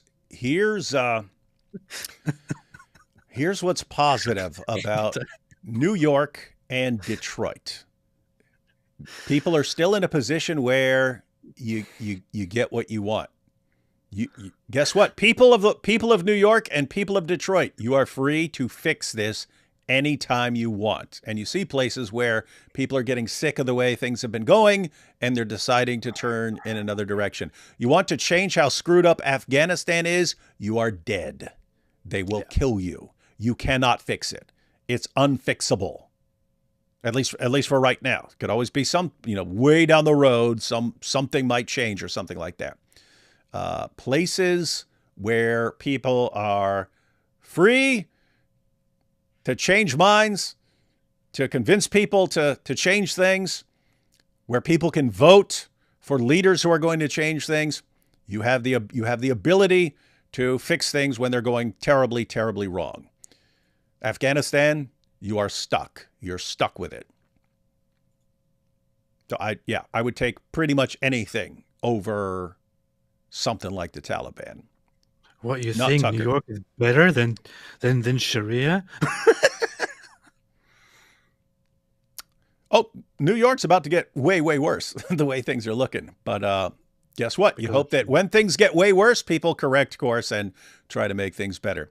Or it just goes down and completely implodes. But if that's what people decide, then the people who don't want that can actually leave and go somewhere else inside the country where they can go to a place that's actually better. And if the people who remain decide that they want to implode, then okay, they'll implode. Afghanistan, what do you do? What do you do? Very, very hard to come back from Sharia or to fix anything. And it's a laughing matter to Tucker. It's hilarious. Sharia, what? Sharia. You remind me of the Oz Compared to Baltimore? Shut up. Sharia law. I'd take Baltimore in a heartbeat Baltimore's over better than Afghanistan. Yep. The fact that Tucker thinks all these places are worse than Afghanistan is kind of insane. Well, Sorry, Sharia law. In Afghanistan, the effect of implementing Sharia law was the total suppression of the heroin industry and the decimation of the world's supply of heroin. And a massive reduction in the rape of boys. They didn't like that. That's the another Taliban's just been subject good. You that's hear it? Absolutely part of this, and I almost hesitate to go there because it is a everything I'm saying about drugs could also be talked about. I can't believe I'm even saying this, but child sex trafficking was something that took place. It was something that the U.S.-backed client state was deeply implicated in child sex trafficking. Another thing that's falsely laid at the feet of the Taliban and said, this is just part of Afghan culture, when that is not true. You hear this, AP? I'm looking at the stats right now. There has been no decrease reported at all in child trafficking under the Taliban. Yeah, AP. I mean, aren't the stories we see about little girls being handed over to these old complete perverts who who are like 50, 60, 70, 80 years old, and they're taking 5, 6, 7, 8-year-old girls and having sex with them? And these guys know the Taliban brought nothing but peace and prosperity and the end of the drug trade and the end of trafficking, man. Why would anyone have a problem with Sharia? Hey. In fact, in 2024, it was reported that there's serious child recruitment and sexual slavery done under the Taliban in Afghanistan right now. Yeah, but that can't possibly have anything to do with Sharia. And to prove it, I will go to the Quran here. Let's see what we have here. We have Surah 23, ladies and gentlemen. Let's see. Successful indeed are the believers. That's good. Yes, believers are successful. Those who offer their salat with all solemnity and full submissiveness, and those who turn away, from dirty, false, evil, vain talk, falsehood, and all that Allah has forbidden, and those who pay the zakat. So these are the good guys. They pay the zakat. And those who guard their chastity, i.e. private parts, from illegal sexual acts. Yes, like trafficking, because Islam does away with trafficking. Those who guard their chastity, except from their wives or the captives and slaves that their right hands possess, for then they are free from blame. Catch this, guys? You're allowed to have sex with your wives, captives, and slaves that their right hands possess. What is it? What is it when you take a girl as your slave and you pass her around to another guy and you sell her as a slave and so on? We call that trafficking. Tucker and his buddy just told the entire world, no, Islam, the Taliban does away with trafficking. AP looked up the statistics. Bull. So even if you wanted to say, okay, well, maybe they're just not following Islam, maybe they're making things better, AP called bull, and I called bull by going to the Quran, which promotes sex trafficking. Isn't that weird? Islam is about sex trafficking. Yeah. Islam contains sex trafficking. Islam ran a whole sex trafficking and sex slavery ring for over 1,000 years. Mm-hmm. And here you have also talking about who the good guys are. And I say, except those devoted to salat prayers, those who remain constant in their prayers, and those whose wealth there is a known right, and so on. Keeps going. And those who fear the torment of the Lord, verily the torment of the Lord is before none who can feel so. And those who guard their chastity, i.e. private parts from illegal sexual acts, except with their wives and the women, slaves, and captives whom their right hands possess, for then they are not to be blamed. You are not to be blamed for having sex with your slave girls and captives. Huh. But Tucker says something else. So, Tucker has a show, has a popular show, tells us how great Islam is, how great Sharia is for ending some of these horrible, evil practices. It's false according to the Quran and false according to actual reality. But they'll say to be fair, when it comes to Islam, should I trust what the Quran says or what Tucker Carlson says? Yeah, you should trust that. You should trust that dude, Bob Marley, that we already saw. Exactly. Trust Bob Marley and not Tucker from 2 years ago, 5 years ago, 10 years ago, or anything like that. Trust Tucker Carlson now. Alhamdulillah. And don't trust anything else. That's where we are, guys. That's where we are in the world. This is sick evil stuff. Wow. Take a couple of super chats, and we're going to look at another clip from that same interview, and then one from a different interview. Why does Tucker need Qatar money? He's a Nepo baby. Sarah Lee fortune. Really? Sarah Lee? Is he? That's crazy. That's some serious bucks there, man. Nobody doesn't like Sarah Lee. People always thought they were saying nobody doesn't like Sarah Lee. But they're saying was nobody doesn't like Sarah Lee. Isn't that a weird saying? That's a very weird saying. Nobody doesn't like Sarah Lee. You guys should either make a video or react to Sean the Muslim. Have you heard of Sean the Muslim? No, I heard of Sean the Sheep, but not Sean the Muslim. Yeah, we haven't heard of Sean the Muslim. It's just bad. Oh, yeah. It's just bad.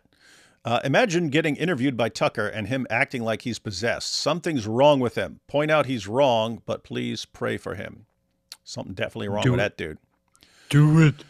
The thing is, so I just I asked the question on Twitter and lots of people responded. And I also checked with some other people. So there are lots of, for example, when it comes to the whole Israel issue, he recently had this whole interview with that so-called nun, and lots of Israeli Christians, for example, offered to talk to him to give him the experience of Israeli Christians.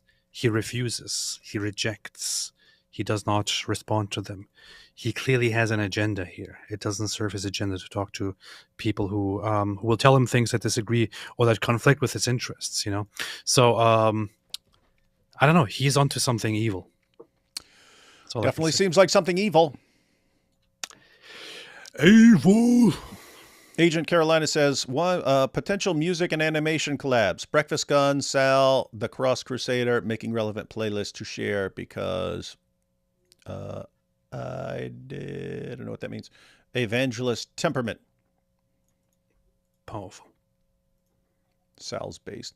Apparently, it's not child trafficking if it's muta.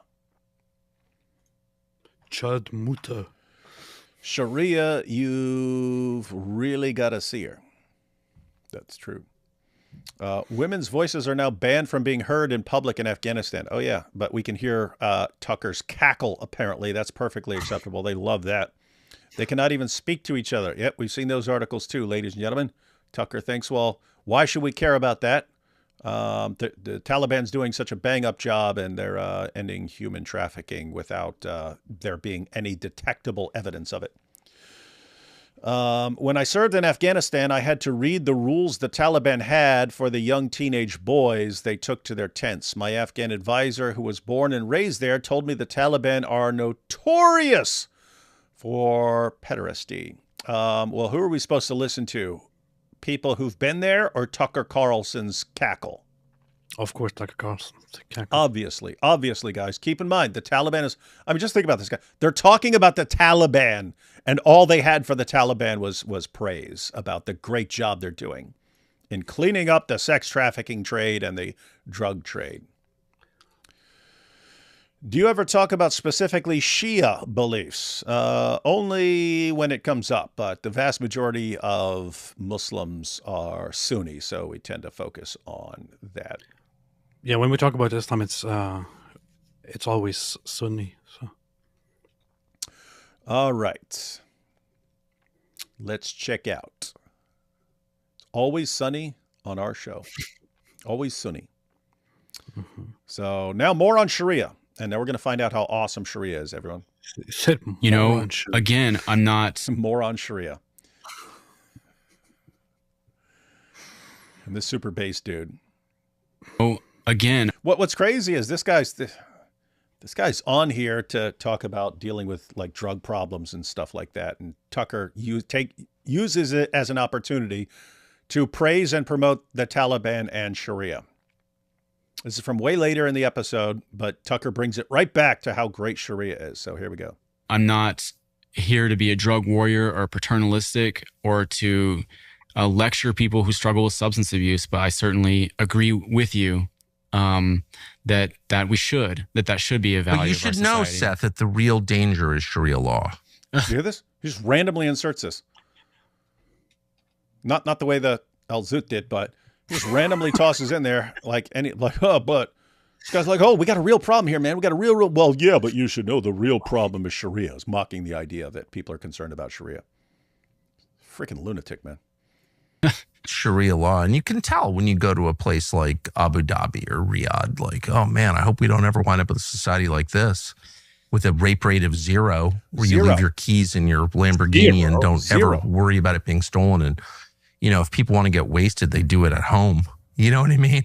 Yeah. I hope we don't wind up with that. Yeah. Mm-hmm. Yeah, zero. Yeah, I think that, Sharia law is obviously just a punchline. I don't know that too many people actually believe in the reality of that. And I mean, sure. Yeah, not a lot of people really believe that this is all a problem.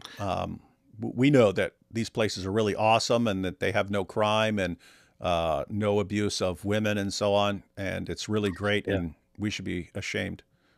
Everybody wants to live in a Sharia country. Yeah, that's why everyone keeps moving to Western nations. They need to stop moving to Sharia countries. Leave those Sharia countries alone, man. Stay where you are. Mm-hmm. Like I said, you know, I'm a lawyer. I actually studied legal philosophy. Right. Sharia is not that different from other legal codes. A lot of our own legal code, the Anglo-Saxon common law, Anglo-American common law, derives ultimately from religious authorities. Hope so. Yeah, see? So it's basically the same as Sharia, guys. There's a lot of universal There's a lot of universal values. Universal values. Hammurabi's code is recognizable. I wouldn't want to live under it. It's kind of punitive, but it's not.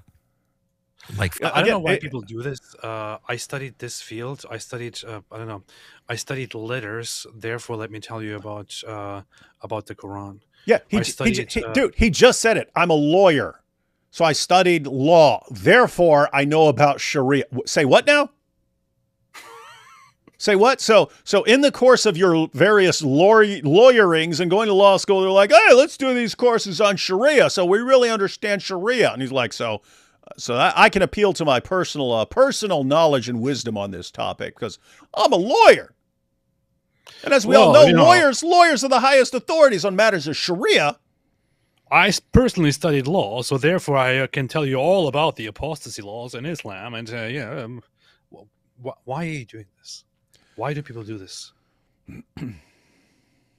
And You do not know anything.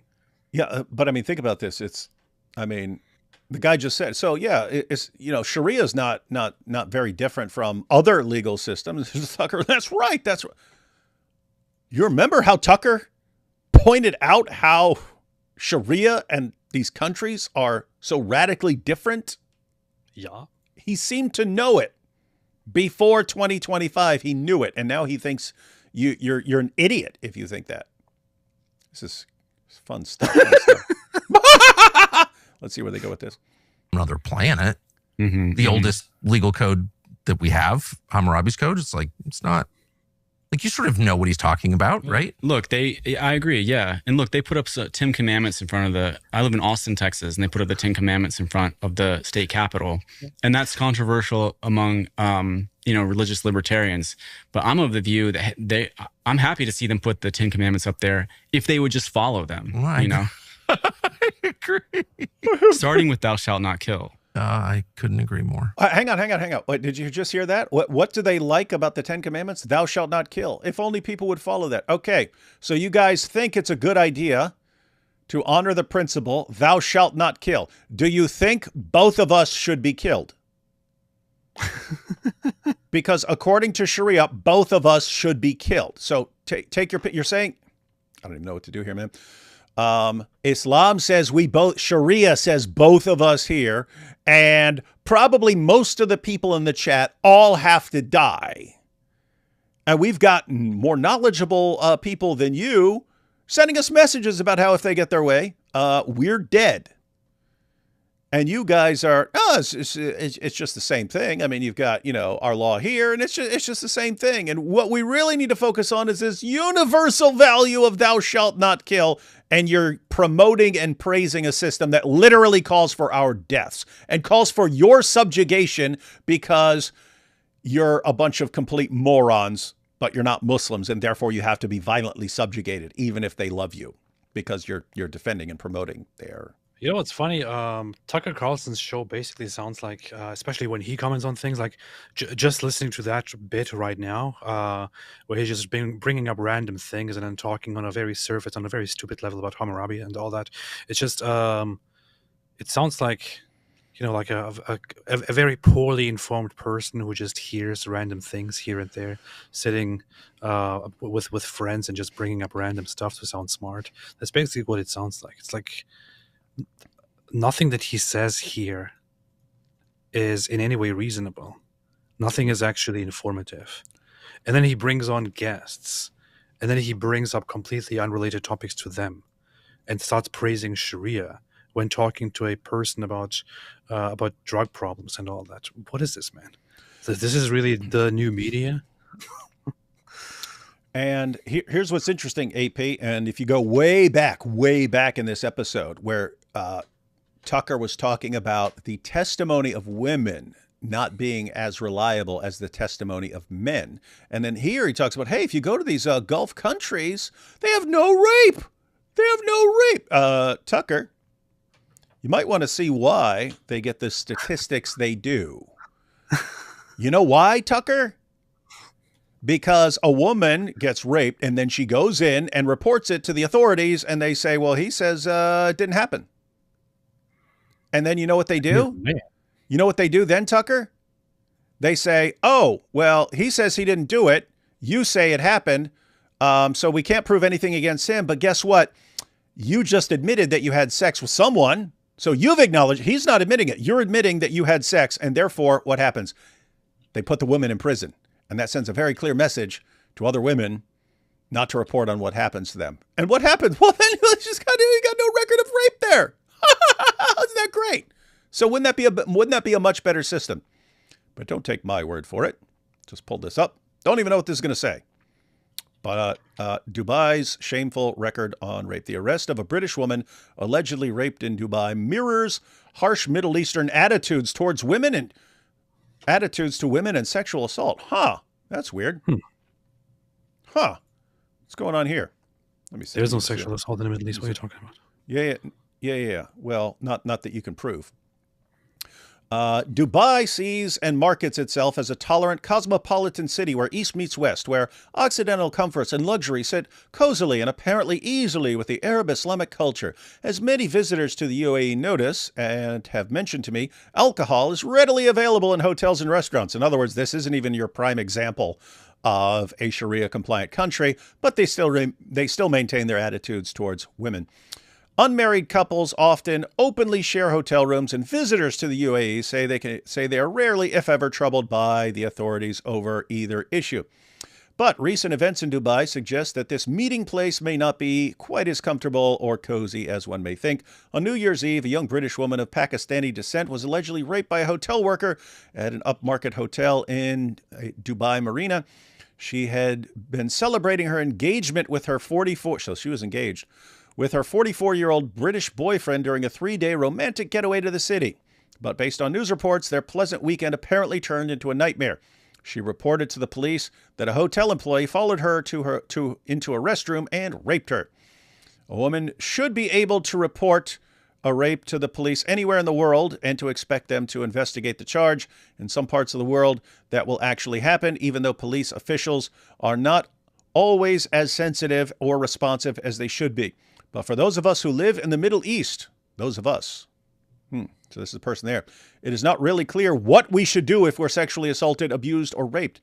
That is because in so many instances, officials either don't take us seriously or, as this case frighteningly illustrates, we may even be charged with a crime ourselves. It became clear in this case that the Dubai authorities were not really interested in whether the young woman had been harmed. The authorities at the Jebel Ali police station in Dubai seemed to be much more intrigued about this young woman's alcohol consumption and her sex life, news reports indicate. Instead of seriously investigating the rape, which carries a harsh sentence under local law, the police charged the woman and her fiancé with drinking alcohol and having illegal sex. They spent a night in jail and were then released on bail. Their passports have been confiscated as they await trial, and if convicted, they may face up to 6 years in prison. Police officials contend that the woman fabricated her story, though they have provided no information to back up their conclusion, and despite the fact that the criminal investigation is apparently not yet complete. The hotel employee, who admitted he had sex with the woman but denies it was rape, has been charged with illegal sex rather than rape. So he admitted that. And if he hadn't admitted that, then they would have nothing on him. This woman's experience is unfortunately not limited to tourists in Dubai. It is an example of how authorities, especially in this region, ignore violence against women every day and turn investigations of crimes against women into moral judgment calls. The real problem is the much broader and more basic one of how societies in the Middle East view women and attempt to control them, placing restrictions on how they should dress, speak, and act in public. Women are seen as custodians of family honor and are coerced into marriage. Even the most open societies in the region continue to fail women by not fully respecting their human rights. Women in the Middle East face discriminatory legal provisions in personal status laws which govern almost every aspect of their lives, including marriage, divorce, custody, and guardianship, and inheritance. Discriminatory provisions in penal codes either exempt or hand down mitigated sentences to male family members who murder their female relatives. Women are also reluctant to report domestic abuse, rape, or other forms of gender-based violence to authorities because of the difficulties they face in seeking redress. A few weeks ago, a young woman was allegedly raped in a restroom. The fact that she was treated like a criminal when she went to police and that women in the Middle East are scared to report such crimes is the real moral outrage. And guys, this happens over and over and over again, especially with domestic workers and so on. They hire women as maids and so on and then do whatever they want to them. The women, if the woman goes and reports, hey, this guy hired me as a maid and then raped me, nothing police can do because it's your word against his word. He says it didn't happen. And your testimony isn't as reliable as his, as Tucker Carlson knows, which means he knows why rapes are underreported. And what's he say? Rape rate of 0 in these places. That's already a lie because they do still have statistics and so on. But even the ones that are reported are a fraction. People know you're not getting justice. If you go to police to report this, you are admitting that you had sex and you're going to prison. And the guy's not. So you don't report it. Tucker thinks that's a great system, vastly superior to ours, and should be praised and honored. Wow, so based. Very, very, very, very based. We have one more clip to check out. Take these couple super chats and we'll check out the last clip. I don't have an evangelist temperament. What's this responding to? Good, good. I read that the Baha'i religion began after the Baha'u'llah was disillusioned with the Islamic leaders having sex with young boys. I didn't know that, but wouldn't surprise me one bit. Scariest film of 2025, Tucker and Nunn, Possessed. Hopefully Tucker Carlson will lose popularity among the younger generations because what the heck is this? Yeah, the problem is, guys, you got all sorts of weirdos and people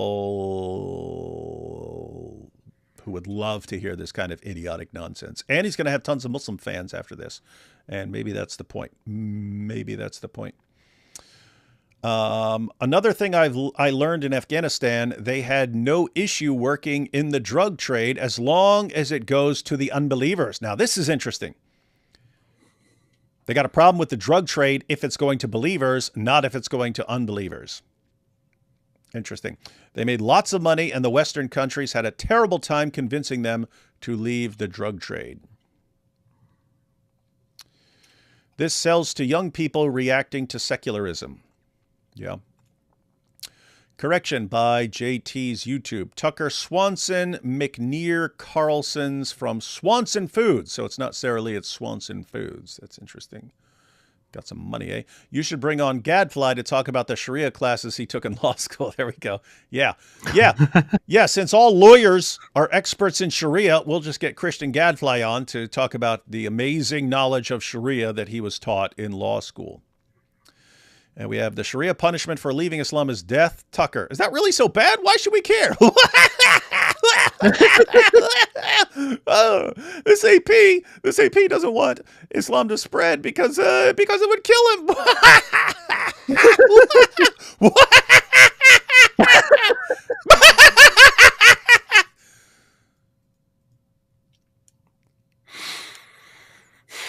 One last video clip. This is from his discussion with Glenn Greenwald. And Tucker was fascinated by this idea of submission. We already saw a little clip of this in the Milk Bar compilation. Just wanted to check it out in context, make sure we're getting this correctly. You describe it much better than I do. I'm still trying to sort it out in my head. It was less than a year ago I saw this. I was like, I've not stopped thinking about it. Glenn Greenwald's also talking about dealing with drug problems and so on, and how you deal with drug problems. Yeah, we talked about it last night, and so then I thought about it last night, this morning, so it's fresh in my mind as well, like in terms of what it means and how to think about it. But yeah, it's something that is, I think, it's kind of like sitting there right in plain sight. It's a solution to a lot of things. But for a lot of reasons, you need a lot of vulnerability and humility to strip yourself down that way, to admit your powerlessness. We're constantly taught to affirm our invulnerability, like I'm strong, I'm powerful. Talking about like entering into a drug rehabilitation program, going to a group like Narcotics Anonymous and so on. And, you know, that's hard. That's hard for people because you're kind of like exposing yourself, not the way Muhammad exposed himself to the men of Al-Zut, but in a different way. I can deal with anything, but human beings are by themselves not all that powerful. There's a lot of things we can do. There's a lot unless you get the strength of 30 men injected into you, and then you're super powerful. Things we can't. And the whole point of these kind of addiction groups or whatever, there's a lot of these different kind of groups. I think all communities are like them, is like together, like human beings connecting to each other creates a much bigger power than not connecting to each other in the way the Al-Zut connected with Muhammad. More like a relation, well, not like a relationship like that either. Anyway, you guys get the point. Every human being. Not the way Muhammad got the point of 30 different men, but you know, what is wrong with this, man? Oh, boy. Sitting kind of isolated and alone. Yes. I mean, I believe in a religion that extols humility, that in which humility is like the cover charge. Like you don't get anywhere without humility. that teaches that God like submitted to being tortured to death. So like, and you get on your knees in a church. You 100% like in as Islam, you you should. like bow on the ground. Like That's exactly right. All an expression of that same. I remember after 9/11 when I was like, all about attacking Islam. I knew nothing about Islam. I'm not Muslim, by the way. I don't work for Qatar. Contrary to what a lot of people think, despite the paychecks from Qatar. Not a secret shit. Right. But I remember hearing someone I worked at CNN at the time, and like we had all these endless experts, most of whom kind of worked for the CIA, but whatever. It was amazing. He's talking about like back in the day, it was CNN, and then he's with Fox and everything, and all these experts would be on there, and he seemed to think there was a problem with Islam back then, but now we're going to find out it's no problem at all. Here we go. I realized that later, but I remember who it was come on and be like, Islam is bad, and I was like, sounds bad, whatever. I don't know if I ever met a Muslim, but he's like, Do you hear that? I don't even know if I ever met a Muslim. What was he saying? Oh, I know all kinds of Muslims who are. I know lots of Muslims. Yeah. Islam means submission. And like let it hang in the air like that was self-evidently disgusting. And I was like, I kind of think submission to God is like the whole point of life, but I didn't say anything. I was like, I don't think I'm against that, actually. See, even back then, he really wasn't against it. He thought it was a great idea. So that's weird. So he was, I guess for all these years, he was saying something that he really disagreed with when he thought Islam was a problem, because he knew even back then that Islam just means submission, and he thinks submission to Allah is a good idea. Anyone who's this guy's such a fraud, man. Totally fake. Totally fake. So I'm starting to think he's totally fake, like Candace. Submits to God? like I'm just for that. Well, and the He's for I mean, Islam. I think a lot of religions seek the same things, just find different ways to think about how to find them. But the whole point of AA and NA, like the foundation of it, is that you submit to a higher power. Yes. It can be, Like Islam. understanding that there's a lot of people who are now atheists or secular. It doesn't necessarily have to be some like religious conception of a God. Yeah, it's just, it's just all kinds of things you can submit to. No problem with Islam here. And so many people go into these groups and they're adamantly contemptuous of this idea. Like, this is so irrational. I'm not going to pretend that there's some magic thing. And, I used to think that way too. And then I got to the point where I was like, no, you know what actually is irrational? Thinking that there's no higher power than you. Like, I am the highest power. Like that. The heck is this guy? It's not that funny. Anyway. It's not funny at all. Look at that face. It's the absurd thing. But it's all about, losing that sense that you're invulnerable and understanding that, you can find something higher than yourself. And it could just be the connection of the human group, whatever you want it to be, like whatever you recognize as being able to do things that you can't do is already an acknowledgement that there's a higher power than you. All right, so we had it there. There were times in the past where I thought that I was totally right about everything. And then it just turned out I wasn't right, Mm-hmm. Yeah. Weird stuff. What there you had it, guys. Tucker, after all the stuff he said after all these years, turns out way back in the day, someone told him Islam was just about submission. And he thought, that's actually a really good idea, just submitting to God. If you were absent earlier in the show, ladies and gentlemen, we actually went to the Quran, Surah 4, verse 65, which tells you what submission means. It's not just, hey, you have to submit to God. It's not what Islam says. It says, here is how you submit to God. You submit to God by mindlessly agreeing with everything Muhammad says, no matter how insane it sounds to you. That's what Surah 4 verse 65 says. You can have no real faith until you have no resistance at all against anything Muhammad has decided, and you accept all of Muhammad's decisions about jihad, about child marriage, about everything. You accept all of Muhammad's decisions with full submission. You submit to Allah by submitting to Muhammad. That's kind of a problem, Tucker, and your fans will know absolutely nothing about it because you completely misled them and deceived them with that idiotic nonsense you keep spouting. And you know better, and you're doing it anyway, which means you're evil. You're either completely evil, or that demon did something to you, or you're just for sale to the highest bidder, in which case you're still evil. Loot got him. Yeah, loot got him. Zut's gonna give it to you. Oh, boy. Zut's gonna give it to you. Gonna give it to you. All right. Take these last 2 super chats and we'll be out, ladies and gentlemen. Chances that Tucker... It's Alan Zutman. Chances that Tucker takes the Shahada. Depends on how much the check's for. But keep in mind, you don't really need him to convert. You don't really need these guys to convert to Islam if they're doing what you want and helping pave the way for Islam, right? You don't need to pay this guy to convert to Islam. He may have a bigger impact if he just keeps promoting Sharia and Islam for you. That's true. This makes me wonder who paid Jade Fonda, and why didn't Tucker just go ahead and mount an anti-aircraft gun like she did? Not sure. Maybe they had different plans for him. Watch Amy Kozak parody of Tucker prepping for the interview with the nun. It's hilarious. Did you see that? No, I haven't. Gotta check it out. I will check that out. Gotta check out. And, oh, it's Tucker's wife. Tucker's wife is Swanson Food heiress. Oh, so he married into some serious cash, man. Serious cash. Yeah, why are you doing this, Tucker? You got all the money in the world waiting for you. What the heck is wrong with you, man? Didn't have to sell out. Didn't even have to sell out. Wait, Ami Kozak follows me now? That's funny. I didn't know. Huh, that's cool. All right, anyway, everyone, we're going to be live on your channel tomorrow, AP? Yes, indeed. Any idea what we're covering?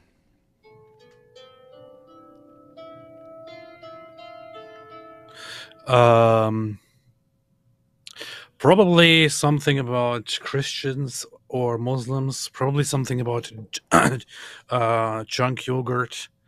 Oh, yeah. That stuff. Yeah, Chunk Yogurt. He said a bunch of crazy, stupid stuff, and then his little sidekick. She's been going off the deep end too. Oh, yeah. So they have both been kind of insane. So I want to address that. I think they need to be tackled, and I also want to challenge him to a debate once again, which I also did there. I ratioed him in his comments by challenging him to a debate and calling him a liar and all that. Because he said something like how everything was completely fine until Israel decided to attack their neighbors or something like that. Mm-hmm. Good point. Powerful point. Islam was just coexisting with everybody, So, yeah, I think I want to go through that. All right, everyone.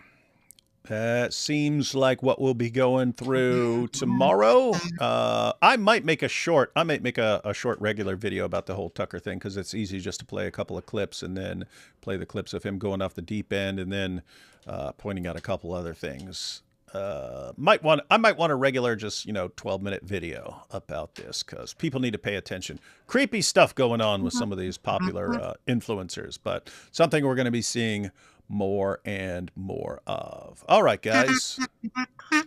We'll catch y'all next time. That's actually pretty good, man. Yeah. Try it on the shofar, and we'll see what. Ned, you want to impress us? Do it on the shofar. All right. Catch y'all next time.